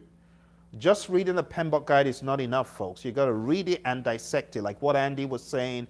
Take the PMBOK guide and begin breaking it apart. What could be better? You know, what is in here? What is it? How do I apply it to my real world? Stuff like that. The questions that were more memorization based focused more on tools and techniques. That is gold. You know, I've heard this from even a CAPM student. I heard this from a CAPM student. One of our CAPM students said, Phil, yeah, the inputs and outputs, that's all well and good, but the tools and techniques, goodness. So I actually looked into what this student said. I'm like, my goodness, you know, she's right. The tools and techniques they're sick. You know, because to remember each tool and technique and where they go is hard. It's hard. They all sound so, you know, similar and muddled up. So focus on the tools and techniques, and that's why we're here, you know. And I got that information before this. You know, this coming in, it just validates what we're doing. So know your ITTOs, but focus on the tools and techniques. I memorized every equation, but didn't need any of them. I was pretty disappointed by the lack of maths on the exam. Aww. A lot of people tell me they feel the same way. Very little maths on the exam, maybe 2 questions, 2 or maybe 3, if you're fortunate, 6. I only had 1 or 2 questions on my entire exam that covered information, not guide like point of total assumption, all this nebulous stuff. And the next thing, people are saying focus on PMBOK. So it seems like there's a tide of PMP exam activity. But anyway, definitely focus on the PMBOK guide. That's some pure gold that she dropped. All right. Speaking of which, look who showed up. Organizational theory. Oh, this is a very interesting take from Andy. Andy said, I had several math questions on the exam and a number of network diagram questions with float calculations. Hey, that's very important. I really appreciate you jumping in, Andy, because I've heard all sorts of things. It seems like it's so dynamic that it's hard to really pinpoint what is going to happen on your exam. And as Andy chatted in, I had a student, actually from Jason's class, who said there was so many. In fact, this guy was a little bit, he took offense. He said, Phil, you should have told me that we're going to have some like 20 calculation questions. I'm like, what, 20? Like, yeah, I had so many calculation questions, questions on risk, questions on this and that. And I found it strange that he had so many. But as Andy's saying, so you can see it's, when I cover these things, people say, Phil, why did you make me spend 20 hours studying network diagrams? But look at what Andy's saying. So it's all about balance, folks. If you do get into the exam and you do not have one single formula question, just know that you did the right thing, because you can't leave any stone unturned. All right? Andy says, and loads of questions on risks, literally loads. You better listen to the goal that's being dropped, folks. So thank you very much for chatting that in and bringing a very interesting perspective to that, because yeah, some people don't have formula questions, but then I hear a lot on social media people saying, yeah, thank goodness I studied earned value. I was knocking them out of the park. I've heard that from quite a few people. So very, very good balance. Thank you, Andy. I appreciate you, man. Fantastic. Organizational theory. So we've got planned human resource management as being the place where we use organizational theory. And speaking of that, we've got a question. In order from lowest to highest, what are Maslow's 5 classes of needs? Social esteem, physiological safety, self-actualization, physiological safety, social self-actualization, esteem, physiological safety, social esteem, self-actualization, self-actualization, esteem, safety, social, physiological. A, B, C, or D? Alex says both exams had little to no math. Very interesting. So A is social, esteem, physiological, safety, self-actualization. B, physiological, safety, social, self-actualization, esteem. C, physiological, safety, social, esteem, self-actualization. And D, self-actualization, esteem, safety, social, physiological. So everybody is saying C. Let us go with the audience. Woohoo! It is C. Self-actualization always at the top. So you've got 2 that had self-actualization at the top, but physiological is first. I have a mnemonic for this. People sing lullabies every Sunday. So physiological safety, love or belonging, right, is what that one is. So social, you might have love or belonging. People sing lullabies every Sunday. Esteem, and then self-actualization. So the answer is C. Great job. You guys don't even need that. All right, let's very quickly cover organizational theory, because I've heard it from so many people all over the place. Why did you waste my time, Phil? So don't kill yourself over it, but just know it. Organizational theory provides information regarding behavior of organizational units, teams, and people. Effective use of organizational theory can enhance the productivity of the project team. Maslow's PSLES. People sing lullabies every Sunday. Some people do. That's the mnemonic. A funny visual to make it stick in your head.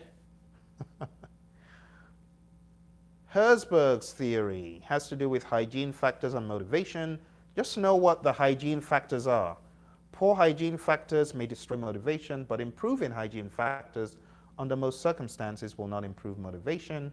Hygiene factors are considered to be job security, salary, status, and fringe benefits. Motivators motivate people in the job, self-actualization, challenging work, recognition, responsibility, and professional growth.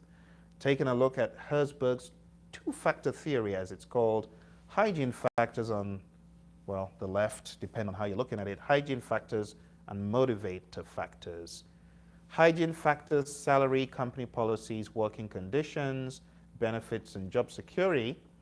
Motivator factors, career advancement, personal growth, recognition, responsibility, and achievement. And bear in mind, it says under most circumstances. So Herzberg is not saying it's a one-size-fits-all. It's just saying, hey, These things, if they're not available, they will demotivate, but making them available even more is not necessarily going to motivate. The salary is not necessarily a motivator for many people. For some people it might be, but under most circumstances, he says, it is not. McGregor's theory of X and Y. We've got this person here sleeping at the desk. That's how your boss sees you. If your boss is a theory X, if your boss is a theory Y, they see you working hard at your desk. So, theory X believes people need to be watched and managed every minute, believes that you are lazy and will avoid work if you can, but your theory Y boss believes you enjoy your work duties, you're able to work without supervision, you're able to take on assignments, and theory Y manager believes that you're able to work and deliver. Theory X can be said to be an impediment to your morale at work. Haven't you had those kind of managers? You know them. Beat you over the head with a stick. They believe you've got little ambition, that you dislike work, you need to be hounded and chased down, and you avoid responsibility. They call you at all sorts of weird hours. Theory Y, workers, you're self-directed, you enjoy your work, and you accept responsibility. No, that theory Z is not part of McGregor's theory. We just have X and Y. Theory Z is something new, but I won't cover that. Let's go into our question. Maslow says that human beings are full of needs and wants, and these needs will lead to their what? Will lead to their A, job, B, behavior, C, attitude, or D, motivation. Human beings are full of needs. Their needs lead to what?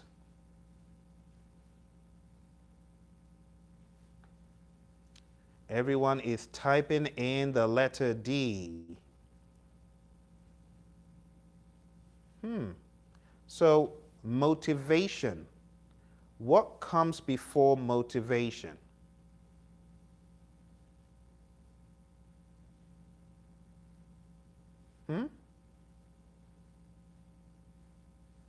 What comes before motivation? So you're motivated, but ultimately, what is at the pinnacle? What is at the pinnacle? Nope. Okay. The answer to this, and this is from a professional human behavior exam from the gurus. So ultimately, behavior, how you behave, right? How you behave, it's all in the doing. Anyway, the answer to this is B. And this is from a professional exam. This is not from the PMP exam, right? But it is your behavior, okay? Because that is the overarching thing. It's all driven, you know, how you act is the behavior.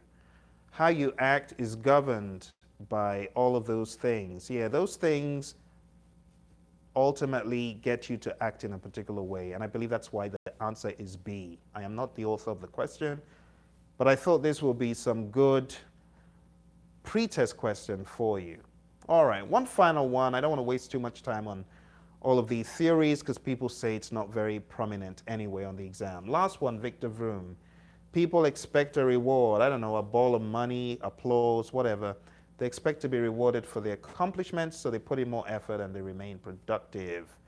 Those of you who have not been to this link, I would like you, at the end, it's also in the description, I would like you to go to tinyurl.com/tooltechtest and go take that PMP Hustle quiz. Those of you who have not taken the Tool and Technique Whipper, you definitely want to mark that link down. Let me make it a little bit bigger so you see it. Whoops.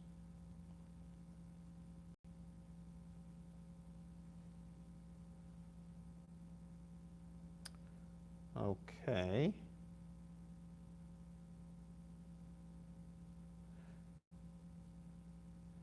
So I hope you can see the link, tinyurl.com/tooltechtest.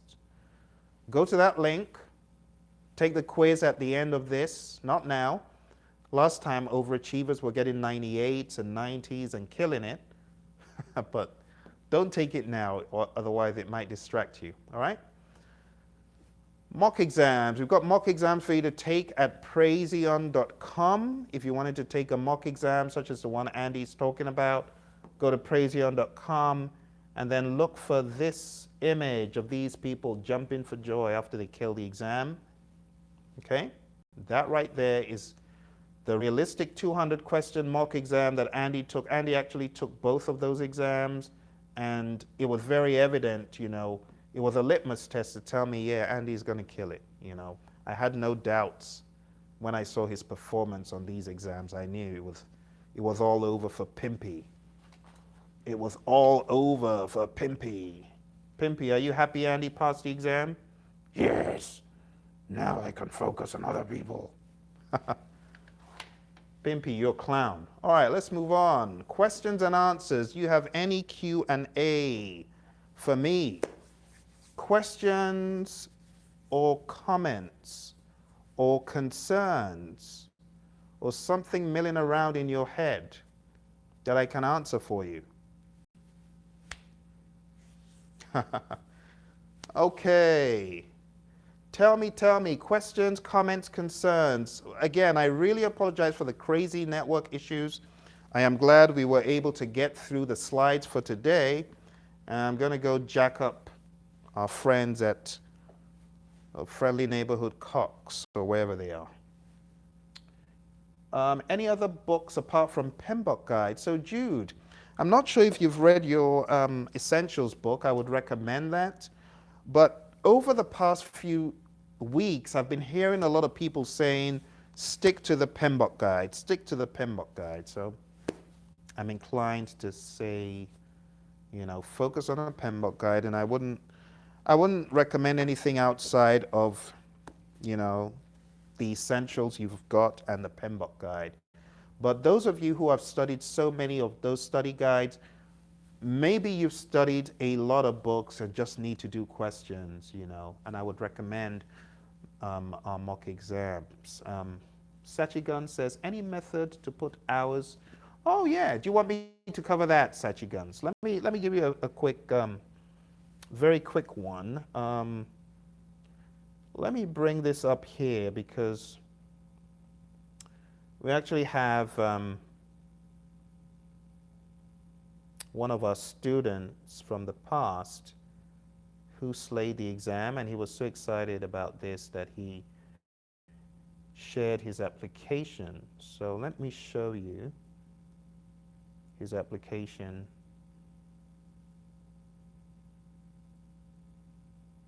I'll share two things with you. I'll share with you his application, and I'll share with you some stuff that I have about the exam. So, hey, folks, just a very quick suggestion. You might want to send in your application as soon as you can, because the PMI have started auditing folks right off the bat. So you could be audited right off the bat. Gone are the days when it would take another number of weeks. Right now, it's all about being audited. You could be audited immediately. All right. So anyway, this is his application, and really, I don't have much to say about the base information you put in. Everyone knows about the base information, right? So, Brad, thank you very much for letting us have this. Attained education, just make sure what you put in, you've got proof. And then going over to projects. So this is his first project, ROV build. And what I really want to stress, and this won't take long because I just want to stress something to you. As you're completing the application, make sure that you put your information in the IPEMC format. That is extremely important, because if you don't, you could actually lose people who are reviewing it. And you could actually get lost in the technical details of what you did. So I for initiating, simple one-liner, what did you do in initiating? What did you do in initiating that relates to developing the charter or identifying stakeholders? Planning, what did you do in planning? Keep it as simple as possible. Develop the plan or created the WBS or whatever. All the PMBOK guides speak that you know you need to relate it to what you did and use language that makes sense because you're a project management professional to be, so I expect you to use language. They expect you to do that as well. Executing, what did you do? Monitoring and controlling, not the technical work, but the project management work, all right? So I hope that helps, Sachigans. Hope that gives you some information. Also, here I have another example of how to complete the information. This one, I actually completed it based on fictitious information, but what you need to look out for, is that you make it as simple as possible, one-liner. Initiating, what did you do? Planning, what did you do? Executing, what did you do? Stuff like that. So that's my 2 cents, Sachigans. I hope that gives you a little bit of an idea of how to fill in the app. Do you have any specific questions about the application, Sachigans? I hope that answers it though.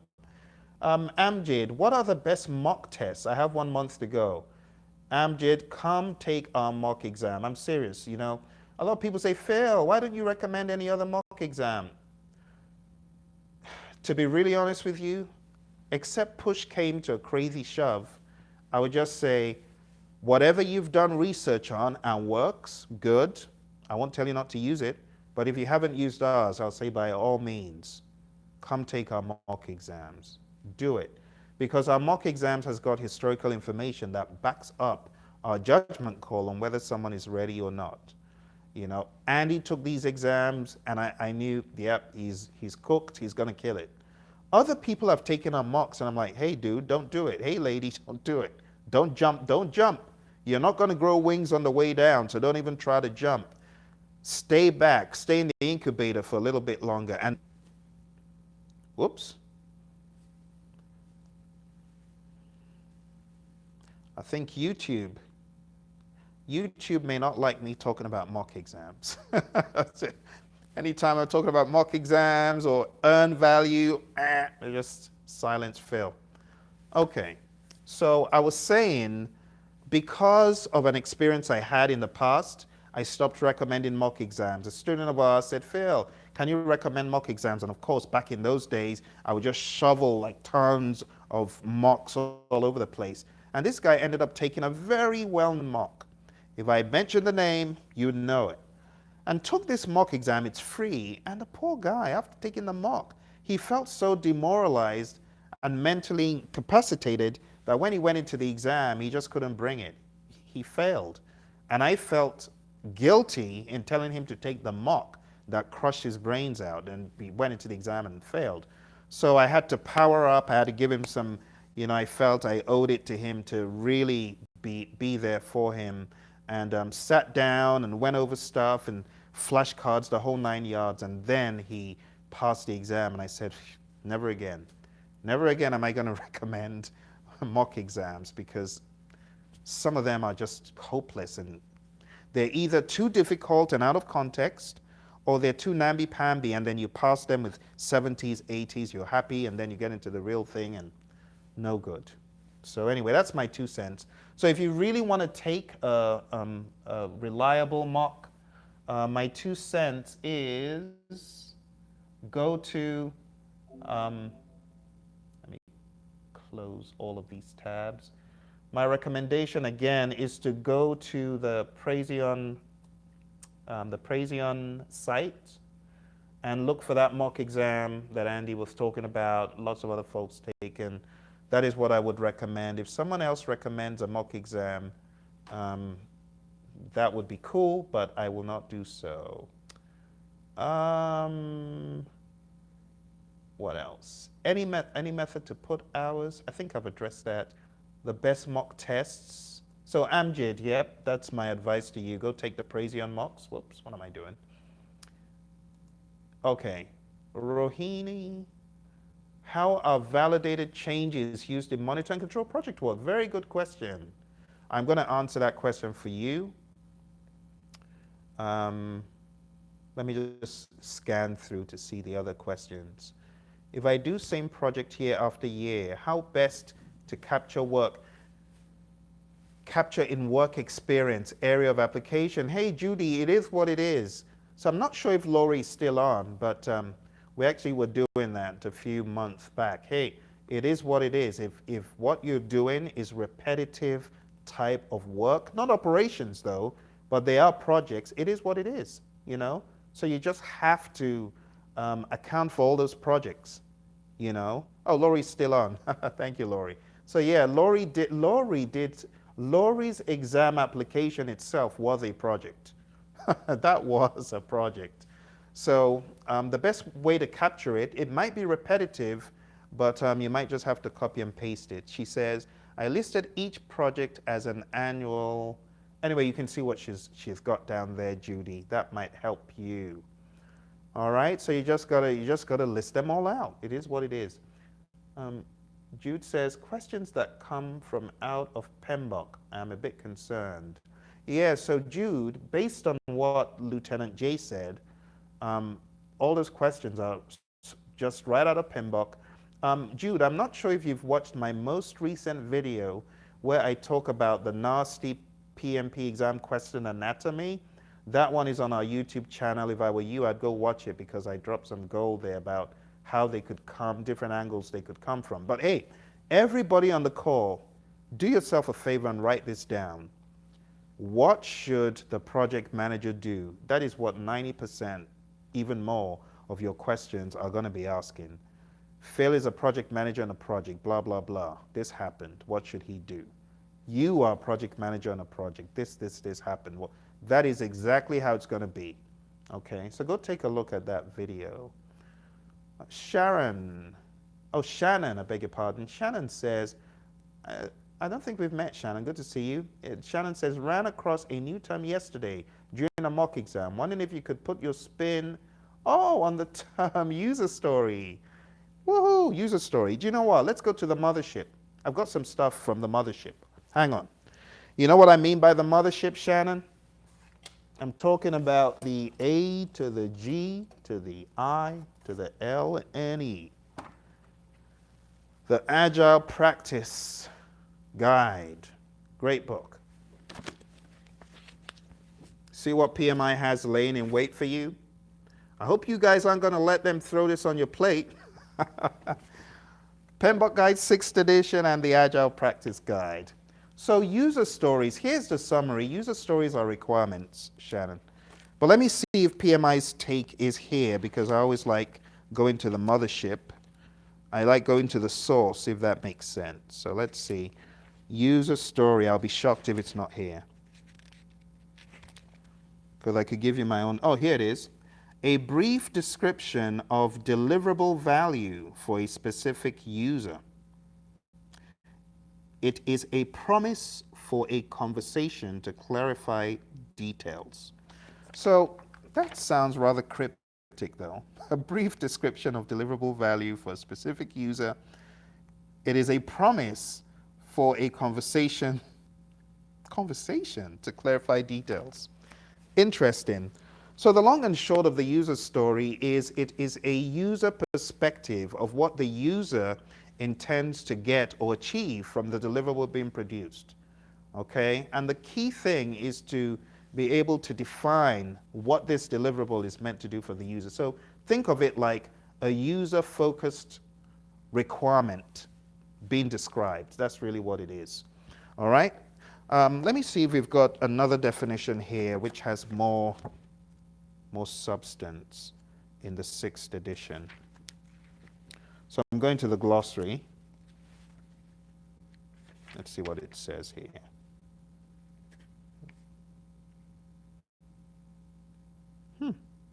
No user story in the PMBOK Guide 6th edition itself. But in the Agile Practice Guide, you heard what they said, all right? So that's the bottom line. These user stories, they could, go something to the effect of, as a project manager, I want a system that will enable me document and report on cost, schedule, and risk for my stakeholders in a 4-up report. So that's how these stories are written, but they're not like the kind of requirements in our requirements traceability matrix. They are a user-oriented expression of what value they're meant to get, as PMI is alluding to.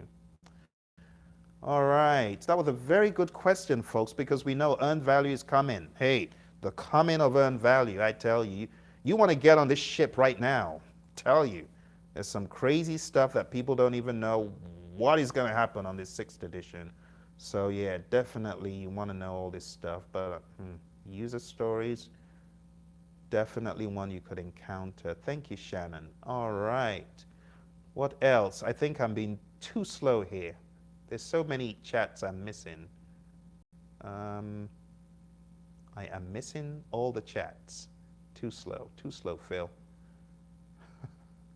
Hang on while I try to catch up with you guys.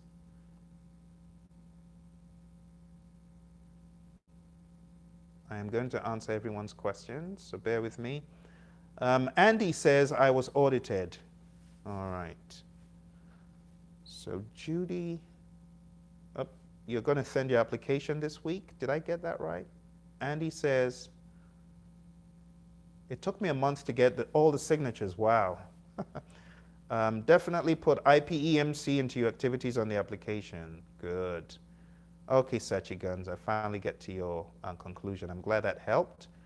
Judy, oh yes, Judy, so we don't need to get to 500 words. You don't have to, but you do have to get, I think there's a threshold.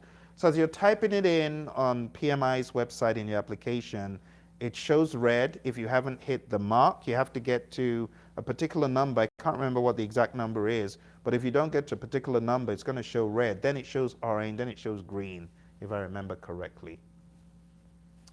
All right. Nam, yes, Nam, I saw that you've gotten the exam. So I'm looking forward to you taking that mock exam. Really looking forward to that. Okay. SNR. Oh, that's you, Nam. Very good. That's Nam Dio. Good. Mawan. Smiley, smiley. Okay. What is the marathon mock? Yes, the marathon mock is the crazier of the two. So there's one that's called the PMP exam prep camp mock. That one is also crazy, but the marathon mock, from all indications, students say, yeah, that is the crazier one, and it's just such a miserable exam. Like Amanda, who actually passed with 4 above targets, took that mock exam and got a 58 2 days ago, takes the real exam the next day and gets 4 above targets. So it shows you how sick that mock exam is. You know, even the questions, they made me stop for a while to read them myself. I did not write those questions, to be honest. Ruby, I am excited that you are on the call and you are being inspired by these great folks. Thank you, Laurie, for that chat. Okay, good. So Laurie and Judy are having that conversation. Okay, Shannon, I can finally see your chat. So the user guide could come from the voice of a stakeholder, the user story. Yes, pretty much the voice of the customer or the end user. Yeah, whoever is using the deliverable at the end of the day could, you know, raise that user story if they've been trained to do so. Some firms, the user stories have to be written by someone else. All right, FCDY Childs, good to see you. Fill in the app. Got me nervous. Oh, you're PM in DOT. Are you in DOT? DOT, those are, if you mean Department of Transport, right? Those are my buddies in the DOT. Yep, were you one of my students? FCDY Childs. Because Department of Transport, well, not in Georgia. That's in a different state. Talking about Colorado. Okay. So you're not my student. You're going to be taking the 6th edition. Cool. Andy is correct. 500 characters, not words. Yes. Andy is very correct. Thank you, Andy. Judy says, I think the exam app is meant to... I think the exam app is meant to discourage people who aren't serious. That is hilarious, Judy. And Laurie says it sure discouraged her. You guys are cracking me up. Okay. Any other questions I can answer for you? I hope you found value. Again, sorry for the crazy internet, the network. Just so unrepentant these folks are. I'm going to have a word with them. But anyway, that is it for our second Savage on Saturday for 2018. Sandy, thank you for reminding me. I need to hit my head with a PMBOK guide for forgetting. And it has to be the 6th edition. It's bigger. I'm so sorry I forgot your question. Okay. So Sandy's question was validated changes in what is the use of validated changes in the monitor and control project work process. So here's the deal. What is validated changes?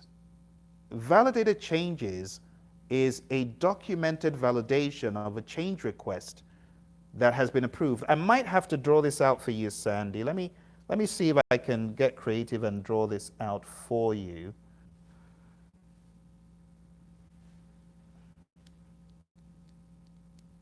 Oops. Sorry about that, Rohini. I didn't see. Okay, I totally spaced out, as you can tell. So here's the deal, okay? You've got a change request to change something that goes to perform integrated change control, PICC. And then from PICC, you get approved change requests. And that approved change request now goes to control quality. It also goes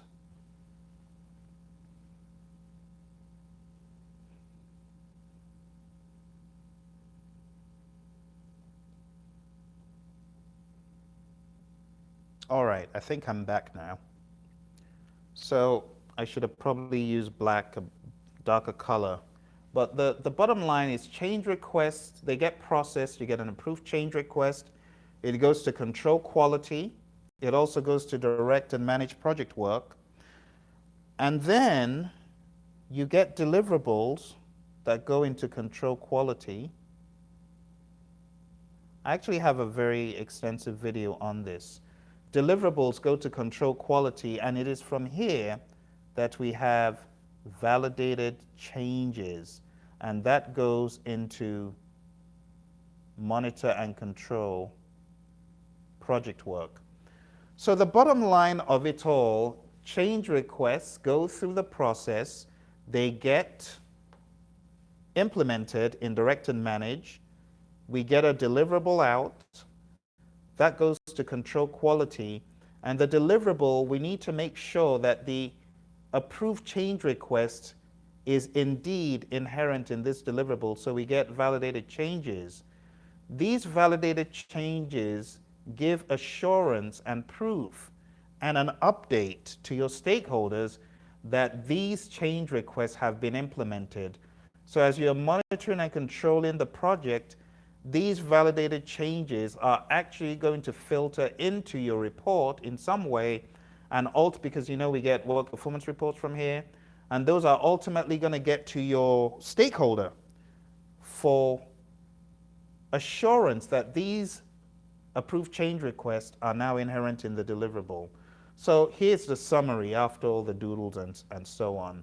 The summary is validated changes are documented proof that an accepted or that an approved change request has now been implemented and the deliverable is now good to go, or that particular component of the project is now complete or now meets whatever was asked for in the beginning.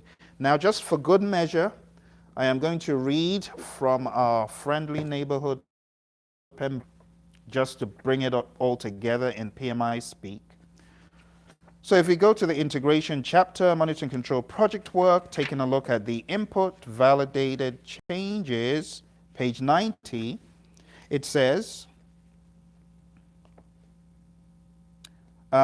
described in section 8.3.3.2, approved changes that result from the perform integrated change control process require validation to ensure that the change was appropriately implemented. A validated change provides the necessary data to confirm that the change was appropriately executed. So that's why you have it here. You just want to make sure that it was appropriately executed, and that is definitely something to be reported to your stakeholder or your customer, okay? So Rohini, does that help? Does that clarify things a little bit for you? And thank you, Sandy, for jumping in. I should have taken the question the first time I saw it. So I've paid restitution by hitting my head with the PMBOK guide. Okay, Marwan says, how can I compare between reassessment and audit risk? Oh, good question. So risk reassessment versus risk audit. So a risk reassessment is when you're taking a look at your risk register and you're asking the question, has my risk changed? The risk that I said was a probability of 1 and an impact of 2 on a scale of 1 to 5, is the risk score still 2? Or is the risk score now a 10? Or have some other properties of the risk changed? Is the risk now more urgent? Because you know we have risk urgency assessment. So you might want to ask, oh, that risk, we said it's not going to hurt us even if we don't attend to it in the next 2 months. Has it changed? If we don't attend to the risk now, could things change? That kind of, so risk reassessment is reassessing the risks in the register, making sure that they're exactly where you left them.